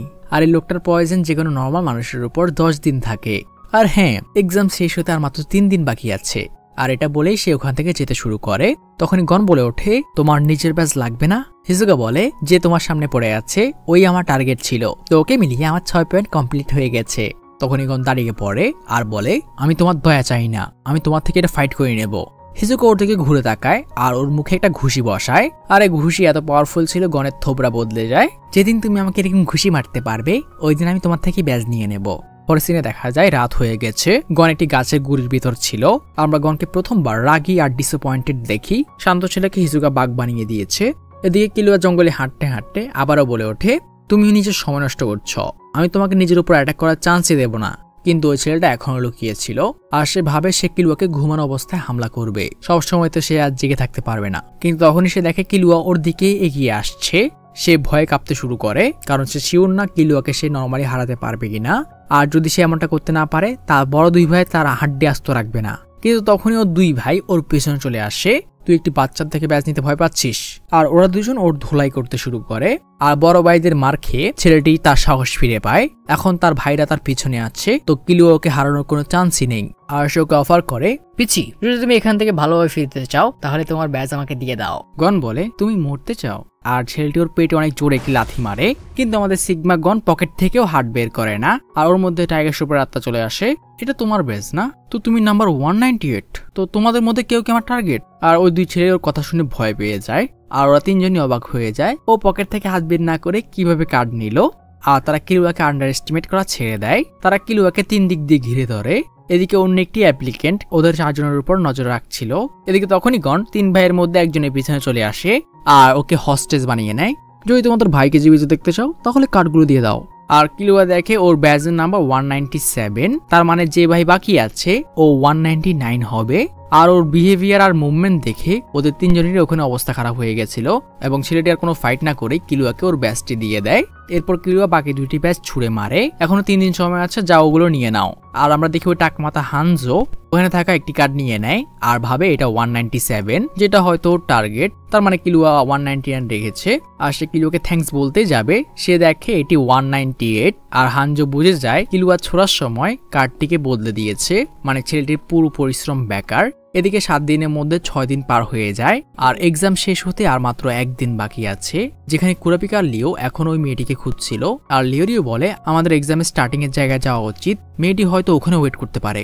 আর যখন তারা ওই জায়গার কাছে যায় তখনই ওদের সামনে গন চলে আসে। আর সে ওদের যখন বলে যে আমি হিসুগার ব্যাজ নিয়ে নিয়েছি, ওরা দুজন অবাক হয়ে যায়। লিওরিও এখানে তার টার্গেটের কথা গনকেও বলে এবং গনও সাহায্য করতে রাজি হয়ে যায়। আর সে এটাও বলে সেই 6 দিনে এরকম কাউকে দেখেনি। তখন কুরাপিকা বলে মেয়েটি কেমিক্যাল ইউজ করে, তাহলে গন ওর নাকের সাহায্যে হয়তো মেয়েটিকে খুঁজে বের করতে পারবে।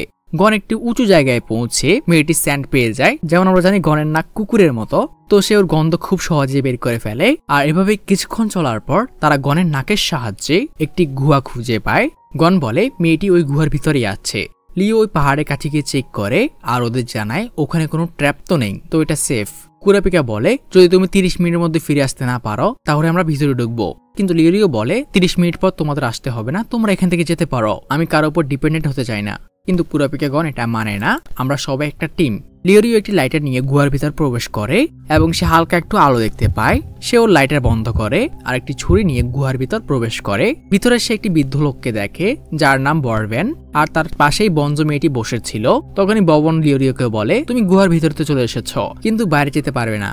এদিকে গুহার বাইরে 30 মিনিট পার হয়ে যায়, লিওরিও এখনো বের হয়ে আসেনি। তখনই কুরাপিকা গন লিওরিওর আওয়াজ শুনতে পায় যে ওদেরকে ভিতরে ঢুকতে মানা করছিল। ভুলেও তোমরা ভিতরে এসো না। এবং গনরা বুঝে যায় সে কোনো বিপদে পড়েছে, তো তারা কোনো সময় নষ্ট না করে ওই গুহার ভিতর প্রবেশ করে। এবং যখন তারা ভিতরে গিয়ে পৌঁছায় ওর পুরো শরীরে সাপের কামড়ের ছাপ, এটা দেখে ওরা দুজনই চিন্তিত হয়ে পড়ে। আর তারা ওদের পক্ষে যতটুকু সম্ভব পয়জন ওর শরীর থেকে বের করে দেয় আর ওকে ট্রিটমেন্টও করার চেষ্টা করে, কিন্তু পয়জন এখনো ছিল, তাদের এখান থেকে তাড়াতাড়ি বের হতে হবে। তারা ওকে নিয়ে রওনা দিতে শুরু করে, কিন্তু তখনই মেয়েটি বলে এখানে স্নেক চার্মান বরবেন আগে থেকেই তার ট্র্যাপ লাগিয়ে রেখেছিল। গনরা বরবেনের সাথে কথা বলার চেষ্টা করে, তুমি তোমার সাপের ট্র্যাপ সরিয়ে নাও। তখন মেয়েটি বলে সে বরবেনকে অনেক আগেই মেরে ফেলেছে, আর ও মরার সাথে সাথে এই ট্র্যাপটাকে আমাদের মধ্যে এখন আর কেউ বন্ধ করতে পারবে না। আর কুরাপিকা ওর শরীর দেখে বুঝে যায় ওর মৃত্যু কিভাবে হয়েছে। মেয়েটি হয়তো ওকে ওর গ্যাস দিয়ে মেরেছে। আর স্নেক মাস্টার বরবেন তার মাথার মধ্যে অনেকগুলো সাপ রাখে, আর সে ওগুলোকে কমান্ড দিতে পারে।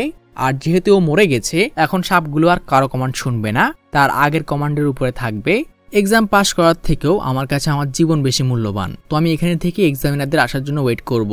আমাদের প্রত্যেকের ব্যাজে জিপিএস আছে, তো এক্সামিনারদের আমাদের খুঁজে পেতে কোনো অসুবিধা হবে না। কিন্তু গনরা এক্সামিনারদের আসা অব্দি ওয়েট করতে পারবে না, কারণ লিওরিওর শরীরে সাপের বিষ আরো দ্রুত ছড়িয়ে পড়ছে, তো তাদের তাড়াতাড়ি কিছু করতে হবে। আর গন বাবেন এই সাপগুলো নিজের মাথায় রাখতো, তার মানে ওর কাছে ওই সাপের বিষের কোনো না কোনো অ্যান্টিডোট অবশ্যই থাকবে। আর গন তার জীবনের পরোয়া না করে সাপের কামড় খেতে খেতে ভাগ্যক্রমে ববেনের শরীরে একটি অ্যান্টিডোটের বোতল খুঁজে পায়, যেটা ও কুরাপিকাকে দিয়ে দেয়। আর সাপের কামড়ের বিষের কারণে ও নিজে অজ্ঞান হয়ে যায়। কুরাপিকা লিওরিওকেও অ্যান্টিডোট দিয়ে দেয় এবং গনকেও দিয়ে দেয়, এবং এভাবে গন লিওরিওর জীবন বাঁচিয়ে নেয়। কুরাপিকা বঞ্জ গনের সাহসিকতার প্রশংসা করে। কিছুক্ষণের মধ্যে গনের হুঁশও ফিরে আসে। গন বঞ্জকে জিজ্ঞেস করে তোমার কাছে কোনো স্লিপিং গ্যাস আছে? যদি থাকে তার বদলে আমি তোমাকে বরবেনের ব্যাসটি দিব। মেয়েটি বলে যদি তুমি ভাবো যে তুমি সাপদের অজ্ঞান করে এখান থেকে বের হয়ে যাবে, তাহলে এটা কাজ করবে না, ওটা সাপের সাথে আমাদের অজ্ঞান করে দিবে। আর এই গ্যাস কাজ করতে 5 মিনিট সময় লাগে। 5 মিনিট আমরা কেউ নিঃশ্বাস বন্ধ করে রাখতে পারবো না। তখন গন বলে চিন্তা করো না, আমি আমার নিঃশ্বাস 9 মিনিট 44 সেকেন্ড ধরে রাখতে পারি। আর এটা শুনে বঞ্জও রাজি হয়ে যায়। গন একটা জোরে নিঃশ্বাস নেয় এবং বঞ্জ তার স্লিপিং গ্যাস রিলিজ করে। গন 5 মিনিট ওয়েট করে, আর এরপর ওদের 3 জনকে নিজের কাঁধে তুলে ওই গুহা থেকে বের হয়ে আসে।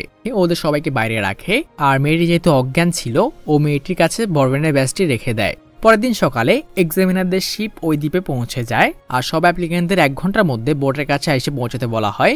আর আমাদের গনরা সহ টোটাল 9 জন ওখানে ফিরে আসে। এরপর সবাইকে এয়ারশিপে করে নেক্সট লোকেশনে নিয়ে যাওয়া হচ্ছিল, যেখানে সব অ্যাপ্লিকেন্টরা ডিসকাস করতে শুরু করে ও ফাইনাল এক্সামের জন্য কি করতে পারে। আর তারা ডিসাইড করে তারা অ্যাপ্লিকেন্টদের মধ্যে 1v1 ফাইট করাবে। কিন্তু এর আগে ন্যাটেরও সবার ইন্টারভিউ নেয় যে ওরা কার কার সাথে ফাইট করতে চায় এবং কার কার সাথে ফাইট করতে চায় না, এবং এটার উপর বেস করে ও একটা ফাইটিং লিস্ট সব এক্সামিনারদের সামনে রাখে। এই ফাইটটা জেতার পরে ওরা সবাই হান্টার হতে পারবে। এরপর আমাদের 9 অ্যাপ্লিকেন্টকে একটি হলের মধ্যে ডাকা হয়, যেখানে চেয়ারম্যান সবাইকে বলে হান্টার হওয়ার জন্য ওদের সবগুলো ম্যাচ থেকে শুধু একটা ম্যাচ জিততে হবে, মানে 9 জনের মধ্যে শুধু 1 জন ফেল করবে। আর সে কার সাথে কে ফাইট করবে এই ফাইটিং লিস্ট রিভিল করে। আর সে আরো বলে তোমাদের জাজ করার জন্য 3টা ক্রাইটেরিয়া থাকবে, ফিজিক্যাল স্ট্রেংথ, মেন্টাল স্ট্রেংথ আর ফার্স্ট ইমপ্রেশন। আর চেয়ারম্যান ফাইটের রুলস বলে এখানে তোমরা যে কোনো ধরনের ওয়েপেন ইউজ করতে পারবে, কিন্তু যদি তোমাদের অপোনেন্ট ফাইটের দৌরান মারা যায় তাহলে তুমি ফেল হয়ে যাবে। জেতার জন্য আপনি কাউকে মারতে পারবেন না, আপনাকে ওকে হার স্বীকার করাতে হবে। প্রথম ফাইট ছিল হানজো আর গনের মধ্যে। হানজো জিজ্ঞেস করে যদি আমি একে মেরে অজ্ঞান করে দিই তাহলে কি আমি জিতে যাব? রেফারি বলে না, ওকে হার মানতে হবে। এরপর ফাইট শুরু হয়। গন ভাবে ওর স্পিড দিয়ে ওকে হারাতে পারবে, কিন্তু তখনই হানজো ওকে ম্যাচ করে ফেলে। ও গনের স্পিডকে ম্যাচ করতে শুরু করে। গন পুরো কনফিউজ হয়ে যায় ও এত ফাস্ট কিভাবে মুভ করছে। তখনই হানজো হঠাৎ করে ওর ঘাড়ে আঘাত করে আর গন মাটিতে লুটিয়ে পড়ে। সে ওঠার অনেক চেষ্টা করে কিন্তু উঠতে পারছিল না। আর কিলু এদিকে রেগে ভাবে যদি আমি ওর জায়গায় থাকতাম এর এতক্ষণে খতম করে দিতাম। তখনই হানজো গনকে দাঁড় করায় আর ওর পিঠে ওর হাঁটু ঠেকিয়ে ওকে টর্চার করতে শুরু করে আর ওকে জিজ্ঞেস করে তুমি কি হার মানছো? হানজো ওকে বোঝানোর চেষ্টা করে তুমি আমার সাথে কখনোই পারবে না, আর তুমি অনেক ছোট, তোমার কাছে অনেক সময় আছে, আর আমার কাছে হারলেও তোমার কাছে আরো অনেক চান্স থাকবে। কিন্তু গন তবুও মানে না। হানজো ওকে অনেক জোর একটা লাথি মারে এবং এভাবে সে গনকে টর্চার আর অপমান করতে থাকে এবং একটা সময় ওর একটা হাত ভেঙে দেয়, যা দেখে গনের বন্ধুদের মাথায় রক্ত উঠে যায়। তারা পারলে ওকে এখনই মেরে ফেলতো, কিন্তু যদি তারা ইন্টারফেয়ার করে গন ডিসকোয়ালিফাই হয়ে যাবে। আর গনজো এখানে গনকে তার পাওয়ার লেভেল দেখাতে শুরু করে, তারা গনের স্ট্রেংথের মধ্যে কত পার্থক্য। কিন্তু তখনই গন উঠে ওকে একটা লাথি মারে, এমনিতেই মরে যাচ্ছি আর তুই বকবক করছিস। আর এতে হানজোর বেশি কিছু না হলেও রাগ বেড়ে গেছিল। সে ওর ব্যান্ডেজ থেকে কি তরোয়াল বের করে আর গনকে ধমকি দেয় মরতে না চাইলে এখনই হার মানো, নয়তো এখন আমি তোমার 2টা পা কেটে দেবো আর ততক্ষণ তোমার হাত পা কাটতে থাকবো যতক্ষণ না তুমি মানছ। গন বলে আমি আমার পা কাটতে চাই না ভাই, কিন্তু আমি হারও মানবো না। চলো আমরা এই ফাইটটা অন্যভাবে করি। যা শুনে ওখানকার সবাই হাসতে শুরু করে, মানে গনের কথা বলার স্টাইলটা এরকম। কিন্তু তখনই ওখানকার পরিবেশ বদলে যায়। পঞ্জ গিয়ে গনের মাথায় তরোয়ালটি ধরে, যদি তুমি আমার 2 পা কেটে দাও তাহলে রক্ত বের হতে হতে আমি মারা যাব আর তুমি ডিসকোয়ালিফাই হয়ে যাবে। আর এই কথা শুনে হানজোর ফাটতে শুরু করে, একে আসলেই বাচ্চা। কিন্তু তবুও সে বলে সমস্যা নেই, আমি পরের বছর আবার এক্সামে পার্টিসিপেট করব। হ্যাঁ ঠিক আছে, এমনটাই করো। আর কিলো ভাবতে শুরু করে, না গন হানজোর থেকে বেশি শক্তিশালী, না ও কিছু নতুন দেখাচ্ছে, তাহলে ওর কথার পর এখানকার পরিবেশ হালকা কেন হয়ে গেল। আর হানজো ওর চেহারা দিকে তাকে বুঝে যায় এই ছেলে জীবনও হার মানবে না। গন বলে ওঠে, আমি হান্টার আমার বাবাকে খোঁজার জন্য হতে চাই, আর আমি শুধু মৃত্যুর ভয়ে আমার এত বড় স্বপ্নকে ত্যাগ করতে পারবো না। হানজো চেহারা দেখে বুঝে যায় এ ছেলে একটু মিথ্যে বলছে না, এ ছেলে মরতেও ভয় পায় না। তো সে নিজেই হার মেনে নেয়, মানে বুঝে যায় হানজোর মন সফট আছে, হিসুগা হলে এতক্ষণ খতম। কিন্তু তখনই গন বলে ওঠে, আমি এটা অ্যাকসেপ্ট করি না। আর হানজো হিসুগার মতো ওকে একটা ঘুষি মেরে অজ্ঞান করে দেয়। হানজো রেফারিকেও এটা বলে দেয় ও হার মেনে নিয়েছে, এবং চেয়ারম্যানও এটা অ্যাকসেপ্ট করে নেয়। তখন হানজো চেয়ারম্যানকে জিজ্ঞেস করে ওরা তখন কি করবে যদি গন এটা না মানতে চায়, কারণ ওরা সবাই দেখেছে ও কত বিরক্তিকর আর জেদি পারসন। সাতোদাস বলে ও অলরেডি হান্টার হয়ে গেছে। এদিকে যখন গনের হোশ ফেরে ও দেখে ওর সামনে এক্সামিনার সাতোদাস বসে আছে। সাতো ওকে প্রথমেই হান্টার হওয়ার জন্য কংগ্রাচুলেট করে, আর গন বলে ওঠে আমি এটা মানি না। সাতোদাস ওকে বলে ও অলরেডি হান্টার হয়ে গেছে, তো এটা ডিক্লাইন করার কোনো উপায় নেই, আর ওকে ওর হান্টার লাইসেন্স দিয়ে দেয়। আর এখন এটা সাহায্যে গন যা চায় তাই করতে পারে। আর যতটুকু আমার মনে আছে হান্টার লাইসেন্স থাকলে খুন করাও লিগ্যাল হয়ে যায়। তো গন এটা অ্যাকসেপ্ট করে আর সাতোদাসকে ধন্যবাদ জানায়। আর গন যখন এক্সামের সম্পর্কে জিজ্ঞেস করে, সাতোদাস বলে এক্সাম অলরেডি শেষ, আর যে ফেল হয়েছে ওটা কিলুয়া। আর সাতোদাস সব ফাইট সম্পর্কে গনকে বলতে শুরু করে, কার সাথে কি হয়েছিল। হানজো ওর পরের ম্যাচ জিতে গেছিল, পরের ম্যাচ হিসুগার ছিল, ওটার মধ্যে হিসুগা জিতে গেছে, যে ওই বৃদ্ধ লোককে অনেক ভালোভাবেই মারে এবং অনেক সহজেই ম্যাচটা জিতে যায়। এরপরের ম্যাচ কিলুয়া ভার্সেস পোকাল ছিল, কিন্তু কিলুয়া ফাইট করতে রাজি হয় না, সে ওই ফাইটটা ওকে দিয়ে দেয়। এরপর হিসুগার কুরাপিকা ছিল, যেটা শেষ হতেই হিসুগা গিয়ে কুরাপিকার কানে কানে কিছু বলে আর নিজেই ওই ম্যাচটা হার মেনে নেয়। মানে ফাদারের দায়িত্ব হিসুগা খুব সুন্দরভাবে পালন করছে। পরের ম্যাচ কিলুয়া আর ওই পিনওয়ালা পার্সনের ছিল, যার নাম আমরা এখন অব্দি শুনিনি। প্রথমে পিনওয়ালা নিজের সবগুলো পিন বের করে আর ওর কিলিং অরা রিলিজ করে, এবং কিলুয়া যখনই ওকে চিনতে পারে সে ভয়ে কাঁপতে শুরু করে। আর কিলুয়া ওকে বড় ভাই ইলুমি বলে ডাকে। ও কিলুয়াকে বলে তুমি একজন অ্যাসাসিয়ান, তোমার হান্টার হওয়ার কোনো দরকার নেই। এবং কিলুয়া যেন ওর সাথে সাথেই বলছিল, হ্যাঁ আমি শুধু এখানে টাইম পাস করতে এসেছি, যেন ও ওকে অনেক ভয় পাচ্ছে। কিন্তু সে হঠাৎ করে বলে ওঠে, আমি একটা জিনিস চাই, আমি গনের সাথে বন্ধু হয়ে থাকতে চাই। এটা শুনে ইলুমি বলে ওঠে, যদি এরকম হয় তাহলে আমাকে ওই গনকে মেরে ফেলতে হবে, কারণ ও তোমার অ্যাসাসিয়ান হওয়ার পথে বাধা হয়ে দাঁড়াবে। আর কিলুমি গনের দিকে যেতে শুরু করে। ওখানকার একজন গার্ড ওকে থামানোর চেষ্টা করে, কিন্তু কিলুমি ওর মুখে একটি পিন মেরে ওর চেহারা বদলে দেয়। ও আর মুভি করতে পারে না। কিন্তু কিলুয়ার রুমের সামনে হানজো, লিওরিও আর কুরাপিকা দাঁড়িয়ে ছিল। তখন ইলুমি ভাবে আমার একটা মিশনের জন্য হান্টার লাইসেন্স লাগবে, এখন এখানে কাউকে মারলে তো আমার লাইসেন্স নেওয়া হবে না। তো সে আবার মাঠে ফিরে আসে আর সাতোদাসকে জিজ্ঞেস করে, এই ফাইট জেতার পর আমি যদি এখানকার সবাইকে মেরে ফেলি তাহলে তো কোনো সমস্যা হবে না। আর চেয়ারম্যান হ্যাঁ হিসেবে জবাব দেয়। ও কিলুয়ার দিকে যেতে শুরু করে আর সে কিলুয়াকে বলে যদি ও গনকে বাঁচাতে চায় তাহলে ওকে ওর বড় ভাইয়ের সাথে ফাইট করতে হবে। কিন্তু কিলুয়া ইলুমিকে এত ভয় পাচ্ছিল ও এখান থেকে মুভি করতে পারে না, আর ও ভয়ের কারণে ওখানেই হার মেনে নেয়। মানে এরকম মনে হচ্ছিল কোনো একটা কারণে ও ওর ভাইকে অনেক ভয় পায়। কিন্তু তখনই গিউমির মুড পুরো চেঞ্জ হয়ে যায়। সে বলে ওঠে, ছোট্ট ভাই আমি তোমার বন্ধুকে মারবো না, এটা তোমার জন্য একটা টেস্ট ছিল যে তুমি তোমার বন্ধুর জন্য আমার সাথে ফাইট করবে কিনা। আর সে ওর কানে কানে বলে, তোমার বন্ধু বানানোর কোনো অধিকার নেই, তুমি শুধু সেটাই করবে যেটা আমি আর ফাদার বলবো। এরপর ওই বৃদ্ধ লোক আর লিওরিওর ফাইট ছিল, কিন্তু হঠাৎ করে কিলুয়া এসে ওই বৃদ্ধ লোককে মেরে ফেলে। আর এর ফলে কিলুয়াকে ডিসকোয়ালিফাই করে দেওয়া হয়েছে আর বাকি 7 জনকে পাশ করে দেওয়া হয়েছে, একজন তো পরে। কিলুয়া ওখান থেকে চলে যায় আর বর্তমানে গনে কাহিনী শোনার পর তার রুম থেকে বের হয়ে যায় আর ওই রুমে চলে আসে যেখানে সবাই বসেছিল। গন ইলুমির কাছে যায় আর ওকে কিলুয়ার কাছে ক্ষমা চাইতে বলে। লিউমি বলে ওটা কি জন্য? গন রেগে বলে ওঠে, তুমি এটাও জানো না তোমার তো ওর ভাই হওয়ার অধিকার নেই। ইলুমি বলে, ওর ভাই হওয়ার জন্য আমার কোনো অধিকারের প্রয়োজন নেই। তখনই গন ওর হাত ধরে আর ওকে সিট থেকে টান দিয়ে তুলে ফেলে, যা দেখে সবাই অবাক হয়ে যায়, শুধু ওদের বাবা হিসুগা হয় না। গন বলে তেমনি ওরও কোনো বন্ধু তৈরি করতে অধিকারের প্রয়োজন নেই, ও যাকে চায় তাকে বন্ধু বানাতে পারবে। আর সে ইলুমির হাতে ফোর্স দিতে শুরু করে, সে যাতে ওকে কিলুয়ার কাছে নিয়ে যায়। ইলুমি বলে, আমি কি ওকে কিডন্যাপ করেছি নাকি? ও নিজের ইচ্ছেতে গিয়েছে। গন বলে, তুমি ওকে ম্যানিপুলেট করেছ, ও জীবনও নিজের ইচ্ছেতে এখান থেকে যাবে না। তখনই ওখানে ন্যাটেরো চলে আসে আর বলে, আমরা এটা নিয়ে কথা বলতে এসেছি, কারণ কুরাপিকা দাবি করেছে ইলুমি ওর ফাইটের মাঝে কিলুয়াকে হিপনোটাইজ করেছিল আর এর ফলে ওর বিহেভিয়ার পুরো চেঞ্জ হয়ে যায়। এবং অনেক লম্বা ডিসকাশনের পরেও তারা কোনো প্রকার সিদ্ধান্তে পৌঁছাতে পারে না। তখন গন বলে, এসব কিচ্ছু ম্যাটার করে না, আমি শুধু এটা জানতে চাই কিলুয়া কোথায়, আমি তোমাদের থেকে ওকে প্রোটেক্ট করব। তখন ইলুমি ওর দিকে ওর হাত বাড়াতে শুরু করে, যা দেখে গন সাথে সাথে পিছিয়ে সরে যায়।